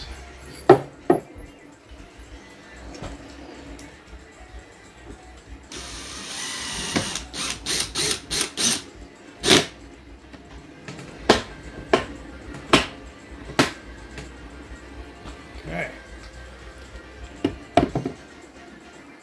That went on there quite nice. Let's get the other one.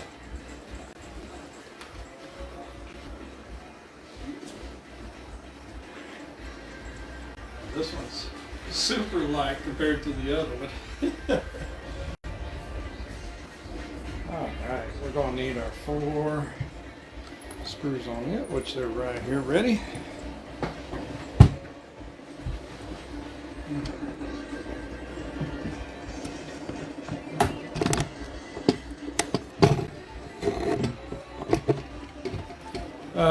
Now we will be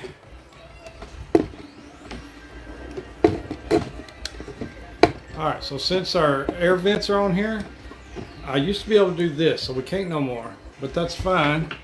I was anticipating installation issues when I made the top of this thing, so I made it where if we ever have to, it's easily remedied right here.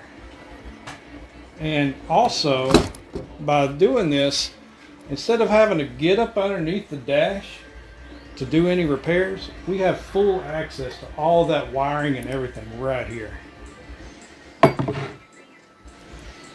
Alright, so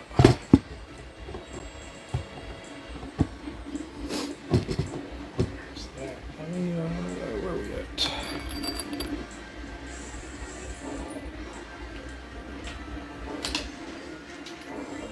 Kind of the same thing here. We're going to poke these through just a hair.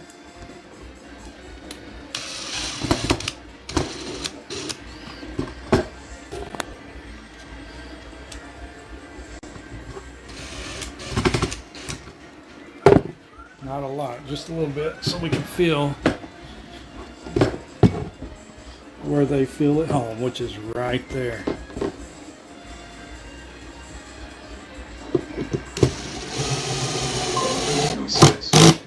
Sweet. That is awesome, ain't it?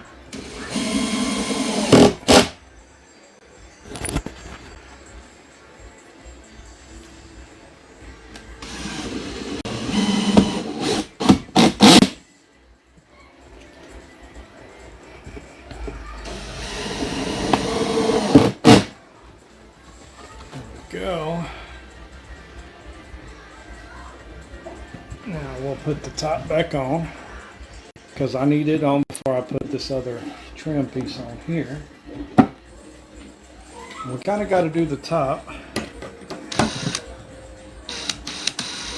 This is where these poke down just barely. There we go.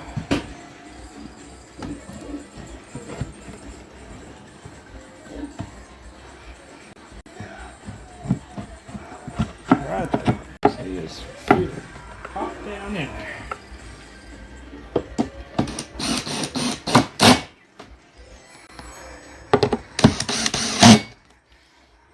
old Godzilla back up. Watch out now. Godzilla. Woo, don't run off. All right. Now we got our transition piece we got to put on, which is this guy right here. Now, out of all the pieces that I cut on this thing, this little guy right here gave me the most trouble. I don't know if you can see, but it has to be angled and tapered. It's a weird triangle. It has to be notched. This gave me the blues. Okay.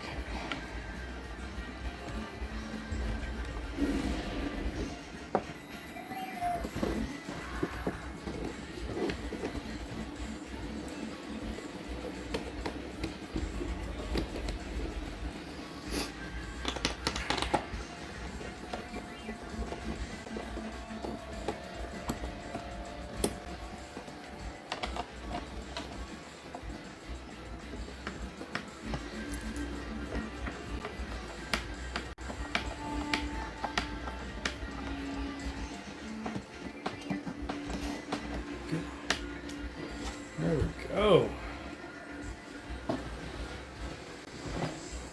Now remember, when we get ready to hook our stream deck up, since we use the deck or the mount that the stream deck works with, that's just going to pop out of there. We hook it up, do whatever maintenance or anything. If we ever have to unhook, rehook, that's going to work just like that. Getting the whole big fancy green extension cord here.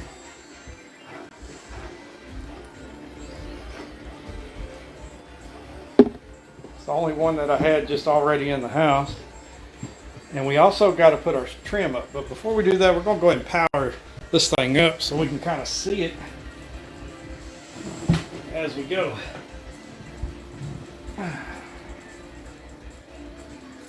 Boom. Boom. Boom. Let's also put our steering wheel.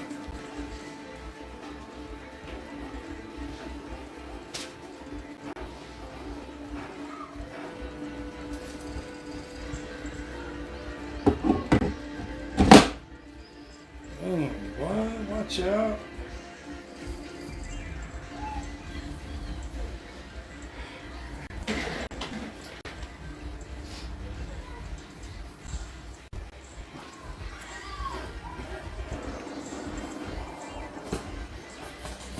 All right, our next step is going to be working with these trim pieces here.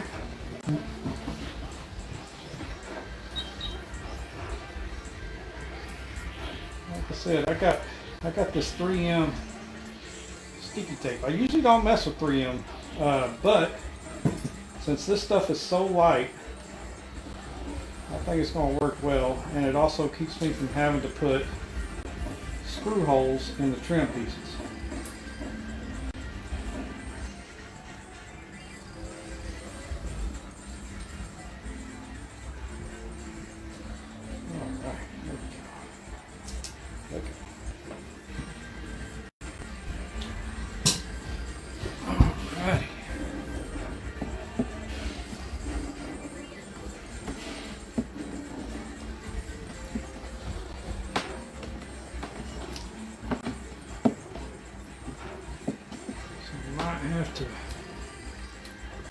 So when I tried this originally, I didn't have this rubber here, and we do now. So the 3M idea might have to be something else, might have to go on, because I don't know if that 3M is going to stick. See, it sticks to that good, but not this black trim.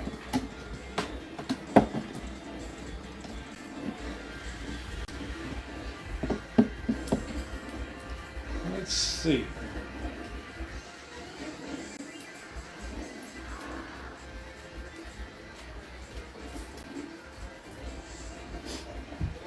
All right, we ain't giving up on it yet.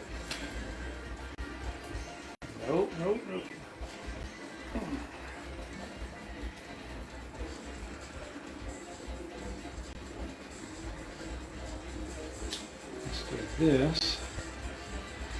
Let's cut these in half.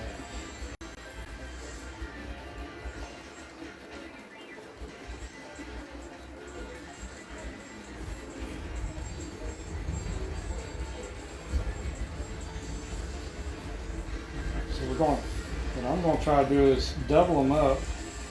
Give me double the thickness and make them skinny.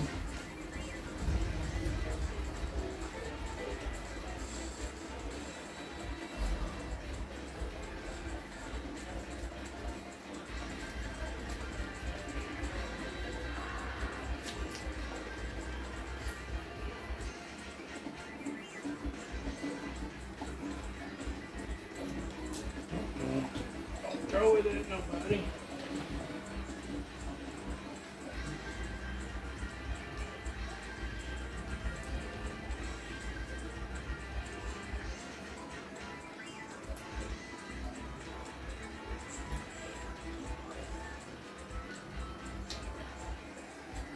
There we go. I think I'm also going to double up on these down here.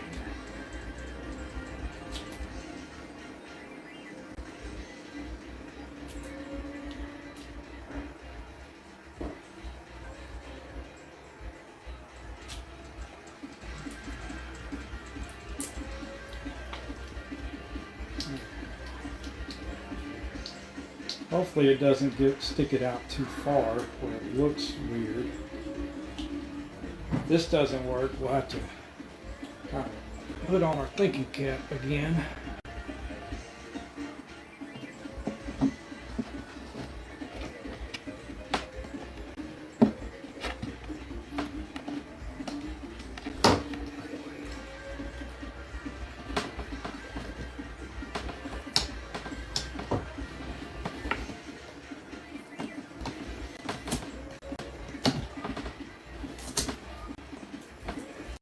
Well, yeah. Worst case scenario, I'm gonna have to put some screws in there. There's just a little bit of a warp to this. It's making it not want to cooperate.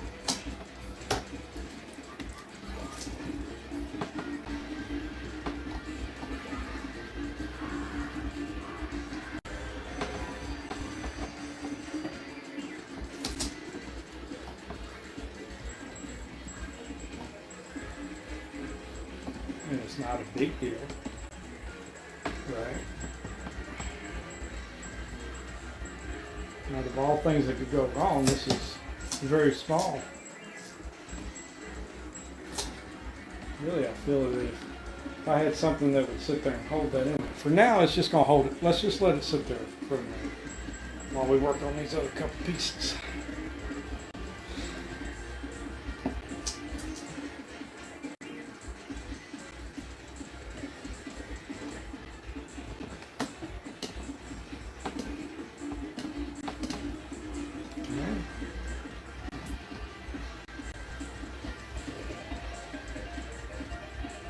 So far, so good. The only thing I might do is give me a little Sharpie, a fine tip, and go over where that 3M, you can see it right there.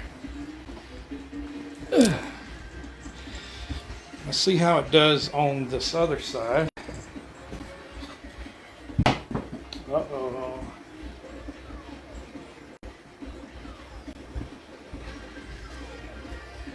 So we had a whoopsie over there just now.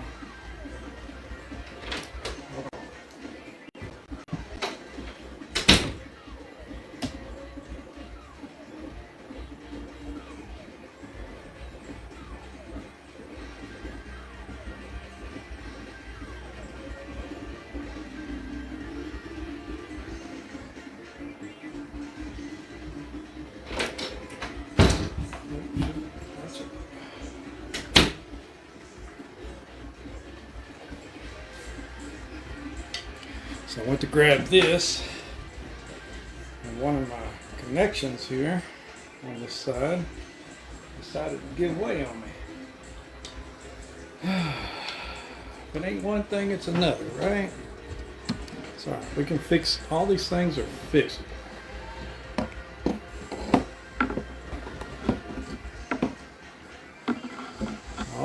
these things are fixable. So I'm going to kind of do the same thing here. We're going to double up on this end. Put them up there.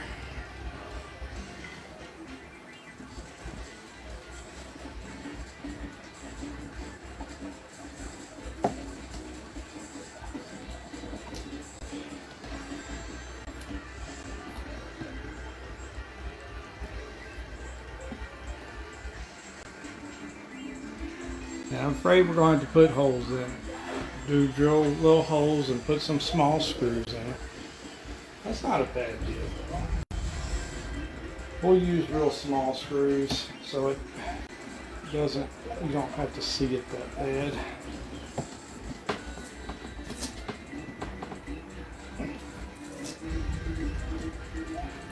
It's because we put that real thick trim on there, that rubber trim.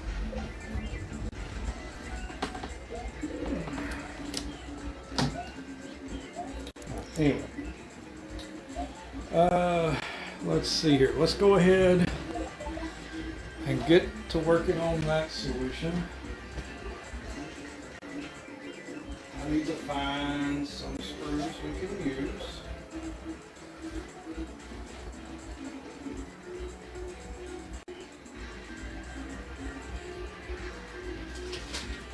Which I think those black screws should be fine.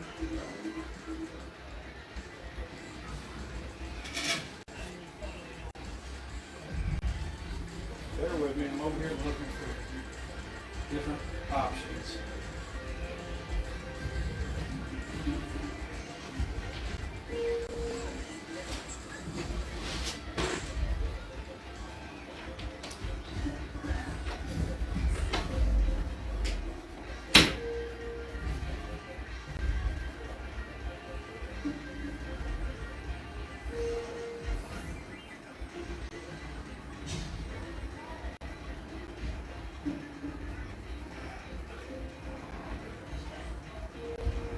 Butch Whitcomb says, "That's looking sexy there."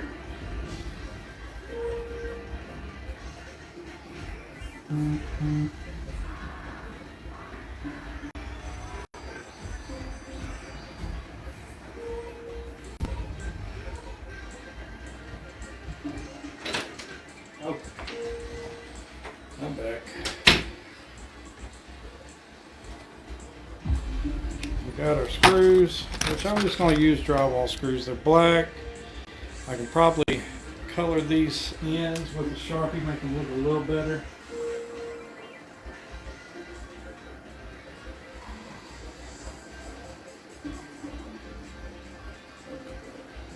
Let's see, we're going to need a drill bit.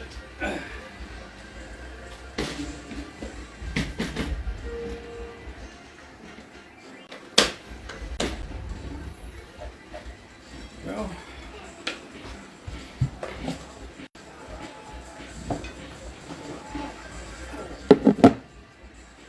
see this one. See what I'm talking about? As long as it's just on its, we're not even going to worry about taking it off. We're just going to drill it on there where it's at.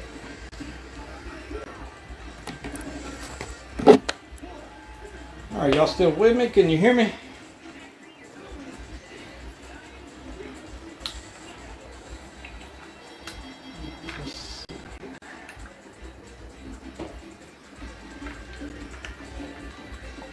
Butch Whitcomb says, "Yeah." Cool deal. Minor setbacks, Butch. Minor setbacks.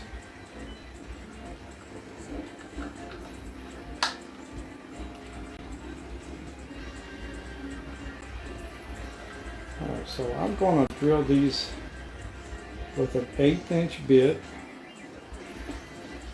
Really, we kind of want the whole threads and everything, right? To go through these. Heather Bunch says, "That looks really good." Thank you, thank you. Yeah, we're going to drill the outer parts here.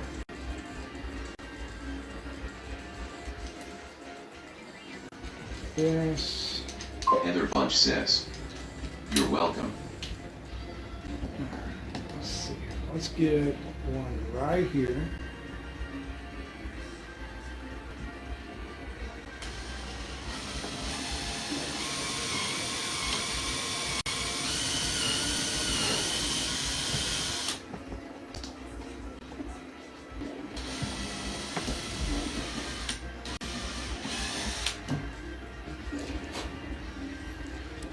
Another one, same over here.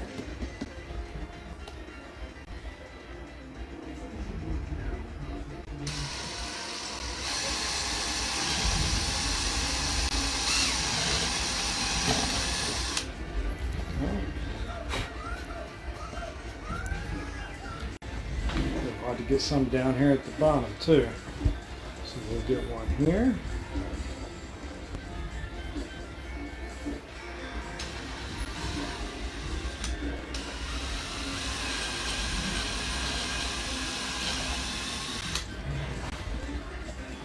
We'll vacuum up all this dust later. It's no big deal. Go around here. Okay. Now, we need a smaller bit to go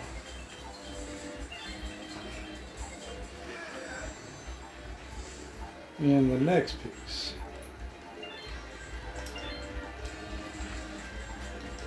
Always try to pre-drill if you can. I know it's a pain in the butt.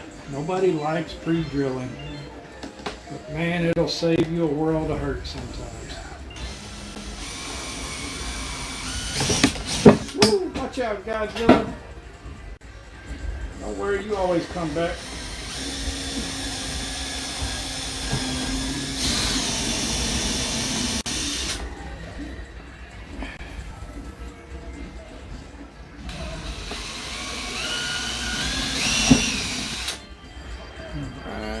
This one here.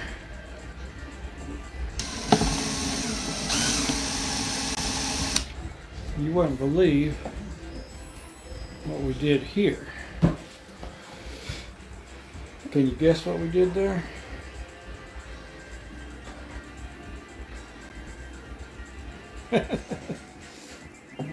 I bet you Butch could guess what we did right there.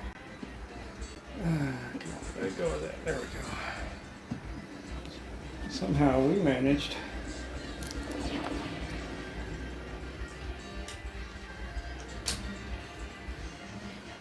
to drill in the exact same hole where this other screw is.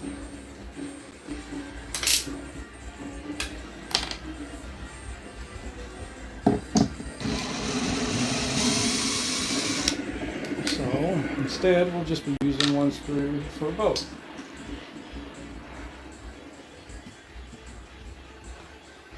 All right.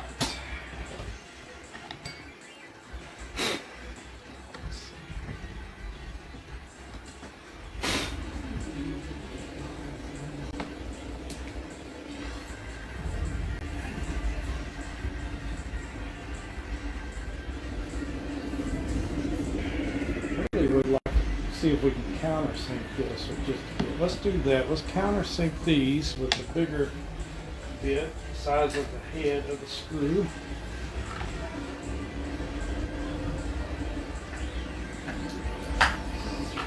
Sorry if my head's in the way, y'all.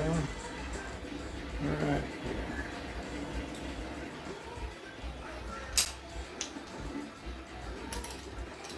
I didn't want to put screws through this trim. Trust me, I didn't.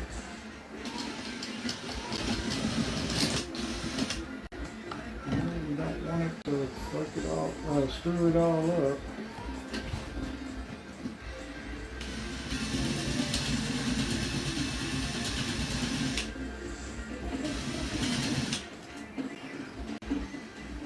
wood glue. Heather Bunch says, but you are LOL.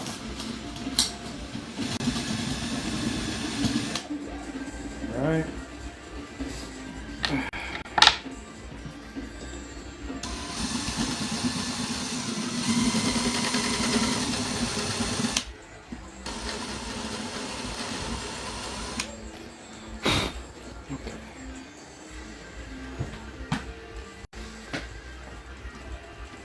Let's take this back off because I need to do a couple things here. Okay. It's making me nervous, y'all. I don't want to have to redo nothing. Come on.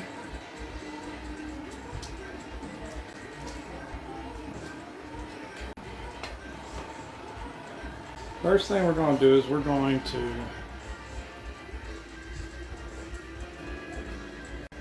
color these white pieces where this is with the Sharpie. Okay. Next thing we're going to do is I have a piece here that we're going to have to get a little bit of glue on real quick.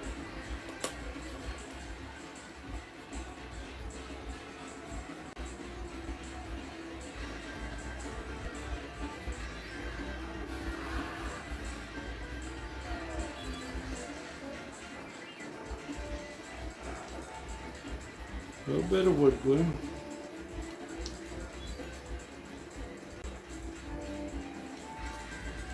Because it tried to splinter on us a while ago.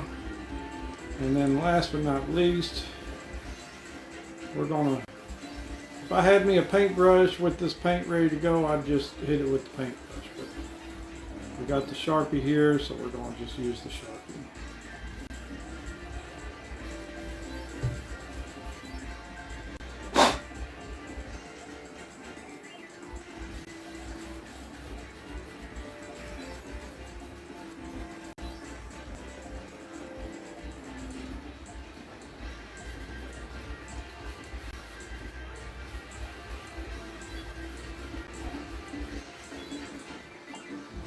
Sharpies come in handy for all kinds of stuff.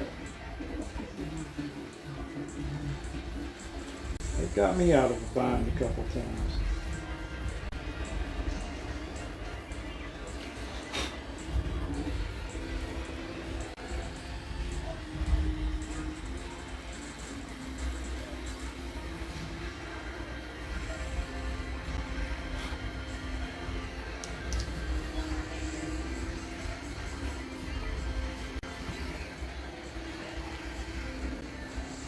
Okay.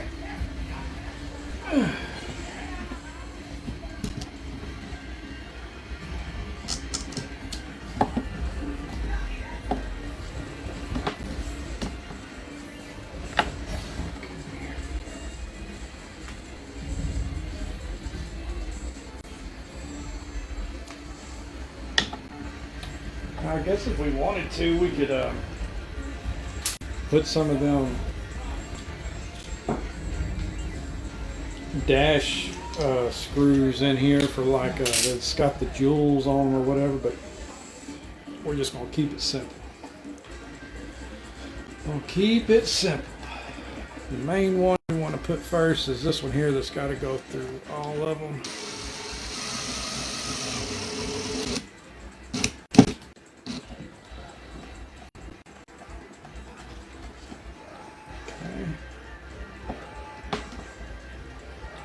Next.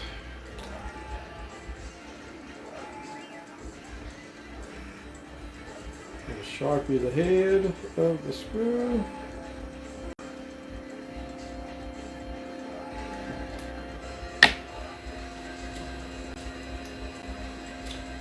Put him right into here.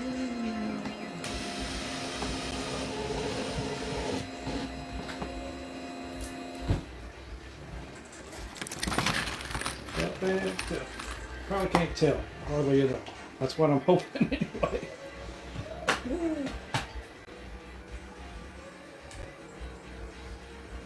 Well, it's one of them things that my little OCD gets to me. It's one of the things that I will probably be the only one that'll ever know. Well, of course, y'all that watch this video too. But for the most part, people probably won't even realize. But hey, he's got a screw there.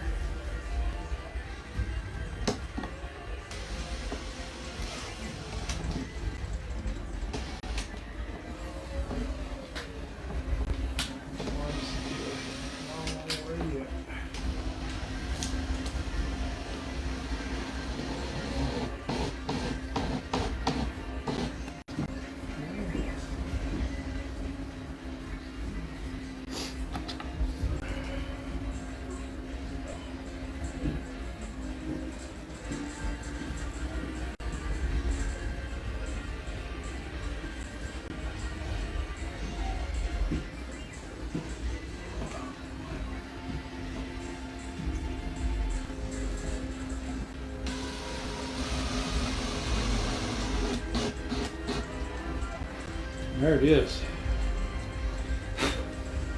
With the screws in. What do y'all think? Screws really make that big of a difference? I don't think so. I think they blend in quite nice. More than what I was thinking they would anyway. Alright, so the next situation, I'm not even going to try to put the 3M on this side. We're just going to go ahead and do the screw option.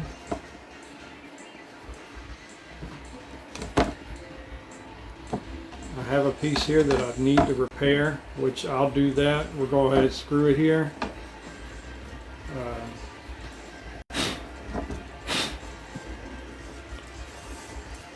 It's kind of, so I got my window open, I told you. And I guess just the moisture in the air, you can feel it in the wood. Let's see here. Yeah, let's go ahead. Whitcomb says, I was watching a guy and he has 65 in TVs for when he streams. 65s, huh? That's quite impressive there, Butch. That is impressive.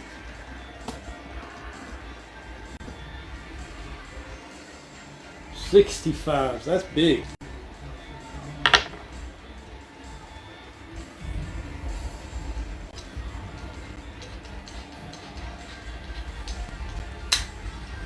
Okay.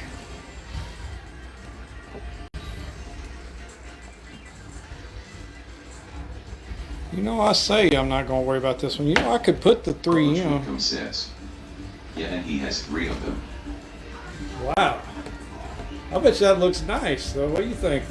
I bet you he can see for days with them things.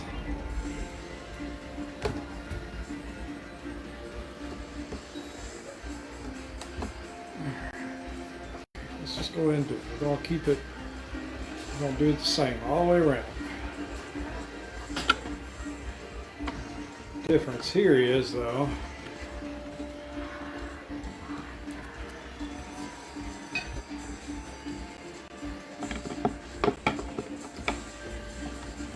now we're going to 3M this one, y'all, on this side. We will 3M this one because I can get a good amount of 3M in the center sections.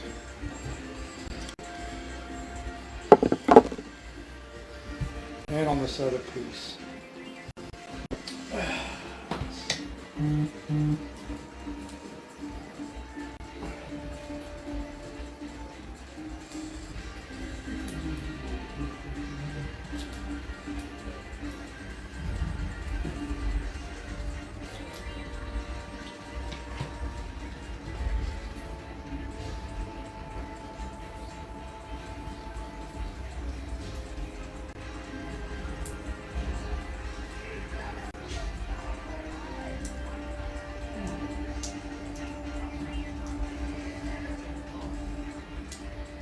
Alright. 65s, work. That sounds nice. It really does.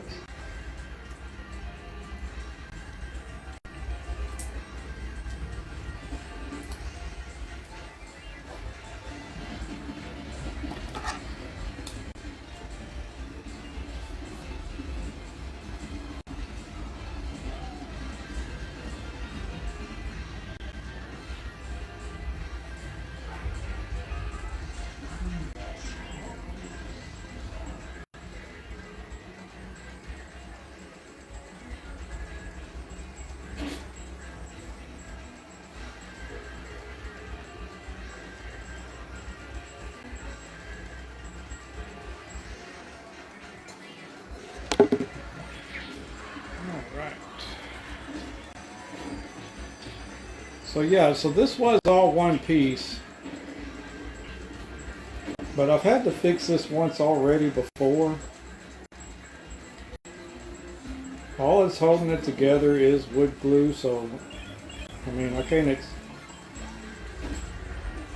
It's no surprise that it kind of came apart because I haven't had it on the dash. It's just been sitting over there. That's a possibility. One of the kids came by and bumped it and just never told me. It's just no big deal. Let's put a big piece here in the center.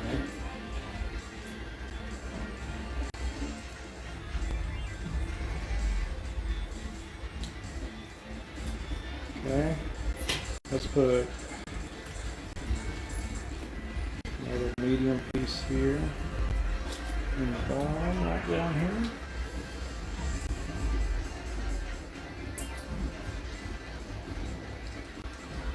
Put another one over here on the bottom. And we'll put two of them.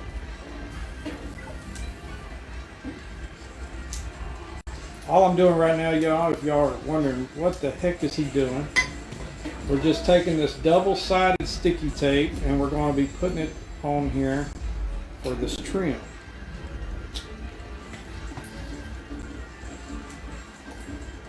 Like I said, it sticks really, really good to the polyed wood stain.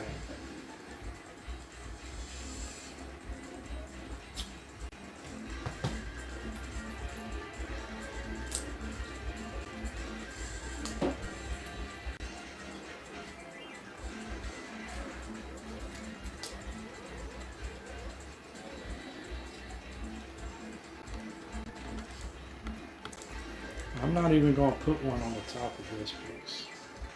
It's just going to kind of do its own thing, I think.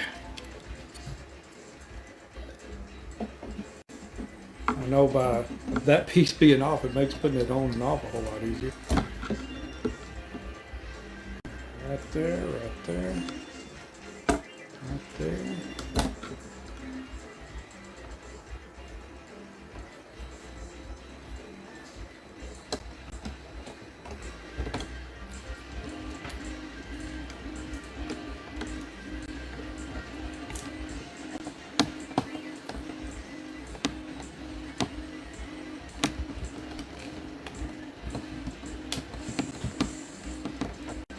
That's on there, y'all. It is on there. And this one I'm just going to put in here individually.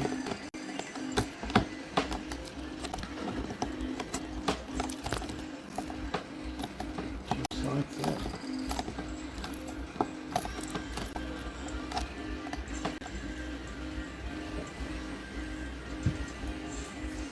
I'm going to put new 3M on this. This just don't feel like it's as sticky anymore. I played heck trying to get these off last time. And it's going to go basically right there.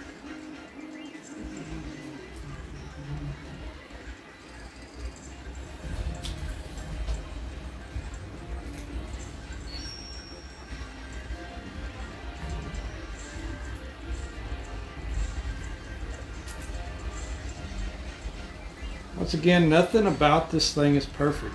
Really, there's nothing about it that's perfect. It's just everything comes together, and it's coming together really nice.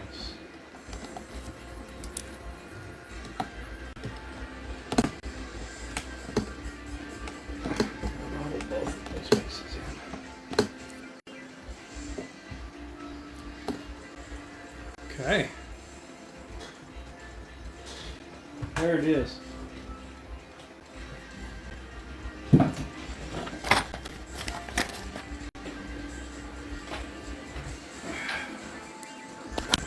There it is right there, y'all.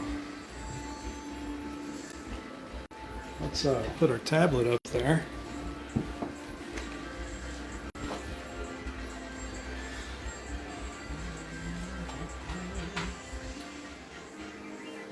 Butch Whitcomb says. Woot woot. Woot woot. That's right, Butch. Woot woot. We're getting it now. I still got to get the magnet for the back of the tablet.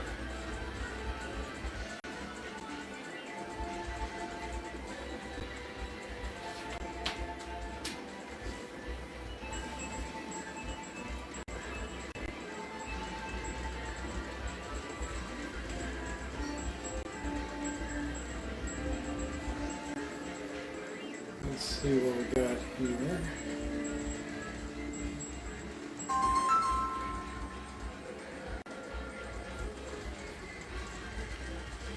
Yeah, actually for both of these tablets, I still got to get the magnets for them.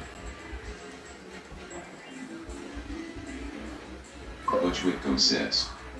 Want magnet wipe the tablet? No, you would think it would, but it won't. So for some reason, those magnets will work as phone holders. You know, they kind of just it's a light magnet. I don't know how they keep from it not wiping the tablet. To be honest with you.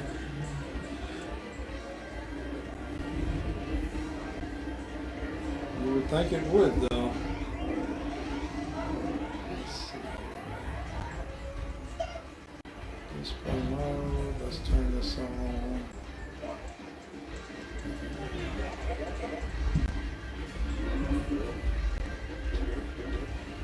Display brightness. 30 minutes.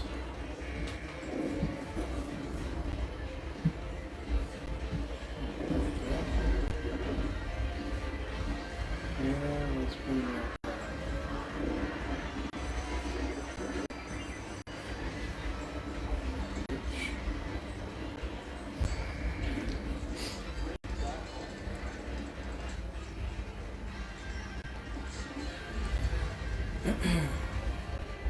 Now I just got to pick up all this mess I made on the floor right here.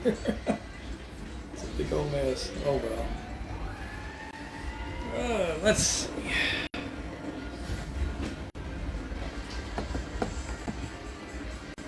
It's also going to have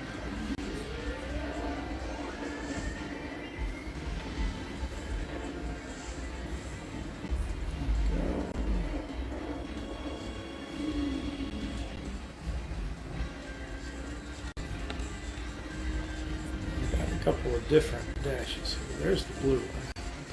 Cool. We'll just keep it on the blue for now. There's the gold. Put the blue.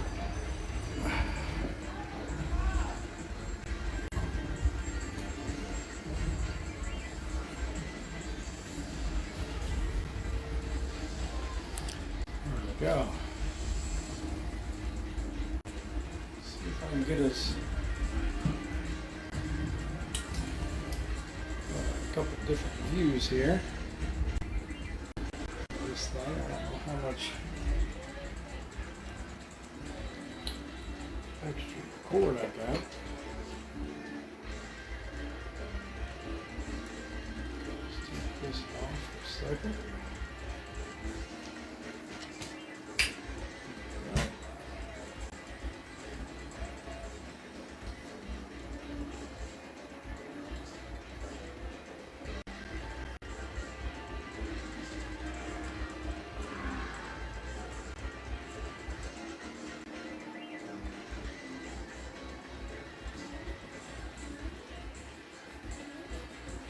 I think that's looking pretty.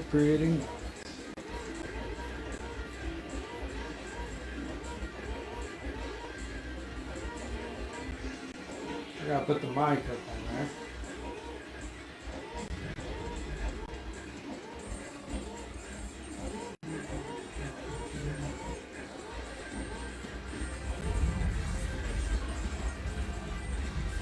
Of course, the Stream Deck will light up once we get it hooked up to the PC.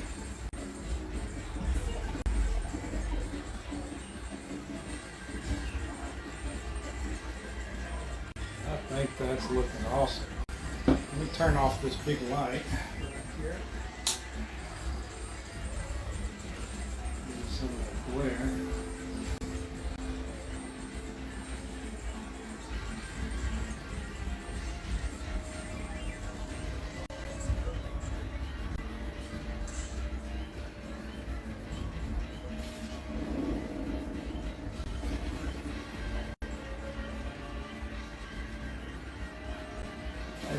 Good. Looks really good.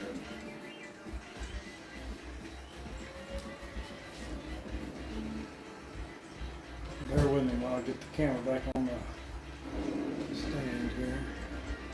I can make sure y'all are all nice and seasick.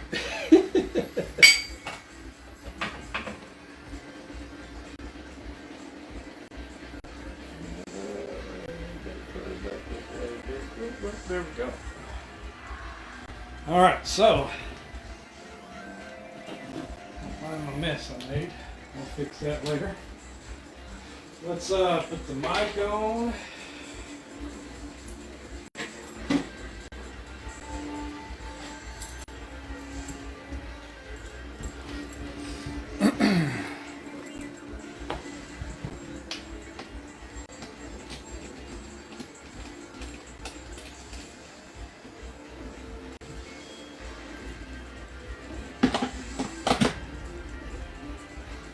There we go.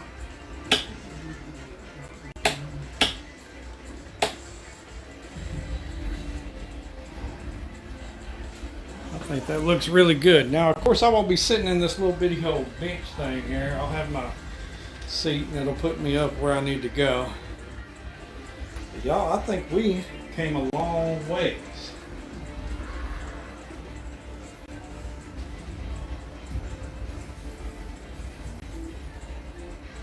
I really do. I hope y'all have enjoyed this build. I almost forgot we dropped old Godzilla back here. Oh no, Godzilla. There we go. Can't leave him over there on the ground.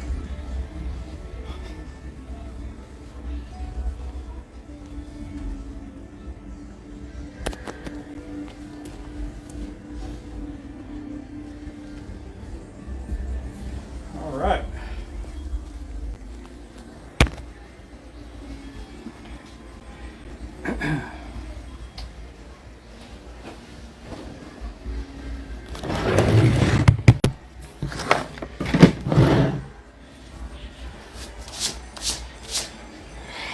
Okay.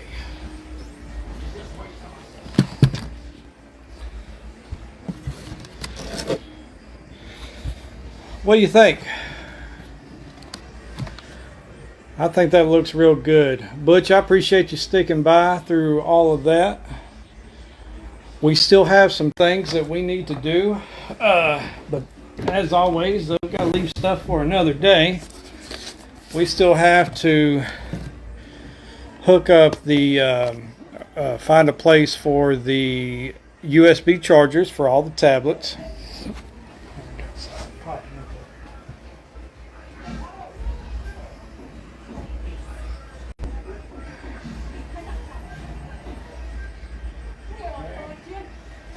And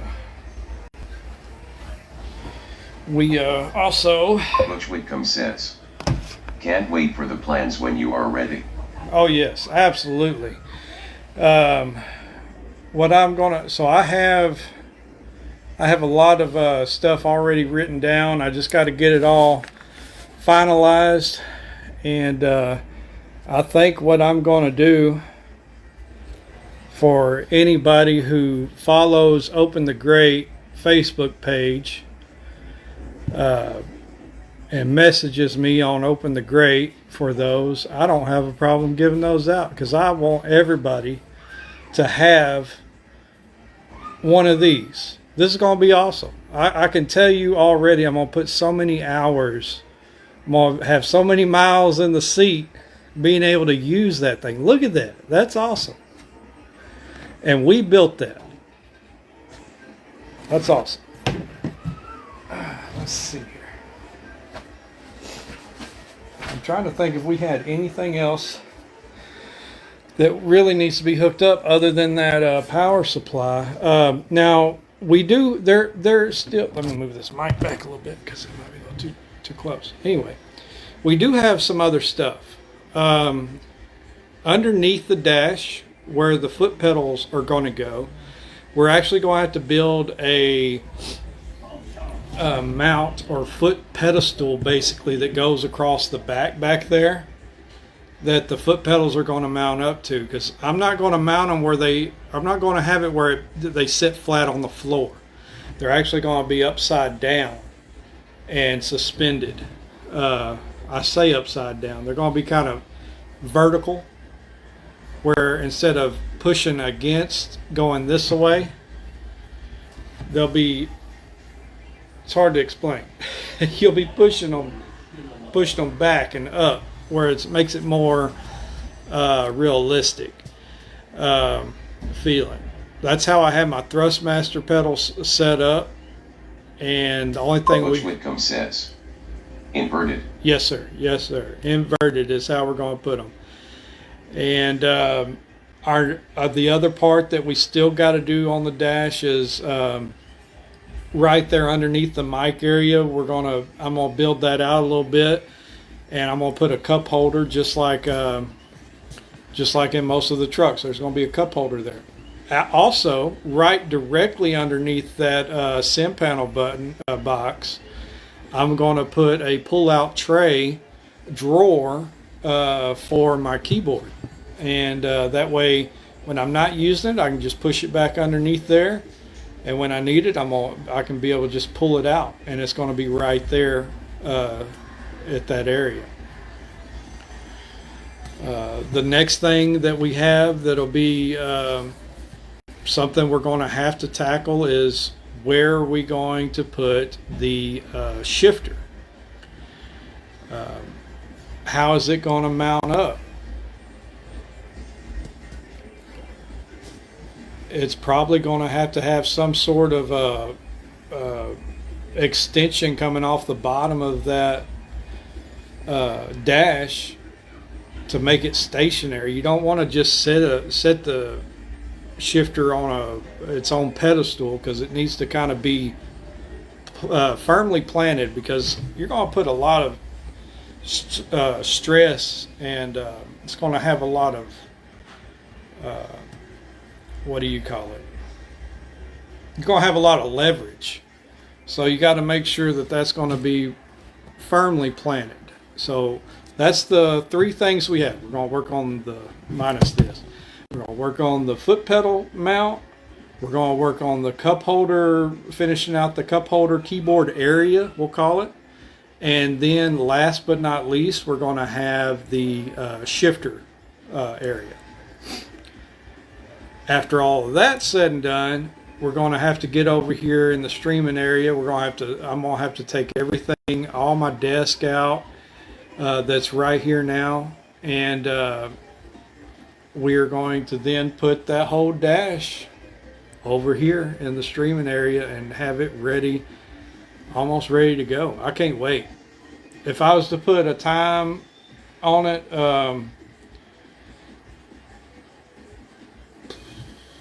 probably at least another week to go worth of prep work. But other than that, man, I think it looks awesome. I think we're moving along really nice. But other than that, I think that's going to be it for today's stream. If y'all got any questions or comments, Butch, is there anything you want to know before I get off of here? Let me know. Also, for all y'all watching, if you come back and watch after the stream's over, if y'all got any questions or comments, be sure to message me or get on OpenTheGrate. Go follow OpenTheGrate. Message me through there, please. That helps me out. Butch Whitcomb says, not right now. 10-4, Butch, 10-4. Also, be sure to go over there to Fueled to Create. Check out what they have over there if y'all haven't already. They got some cool stuff. Should we put an emblem on this thing? Should it be a KW? Should it be a Peterbilt? Should it be a Mac? What should we put? We can put some emblems on there. Anyway, that's going to be it. Y'all have a good rest of your weekend. It's Sunday. Enjoy it. Monday's coming quick. Be ready for it. And until next time, this was Wes. This is Open the Great. Y'all have a wonderful evening.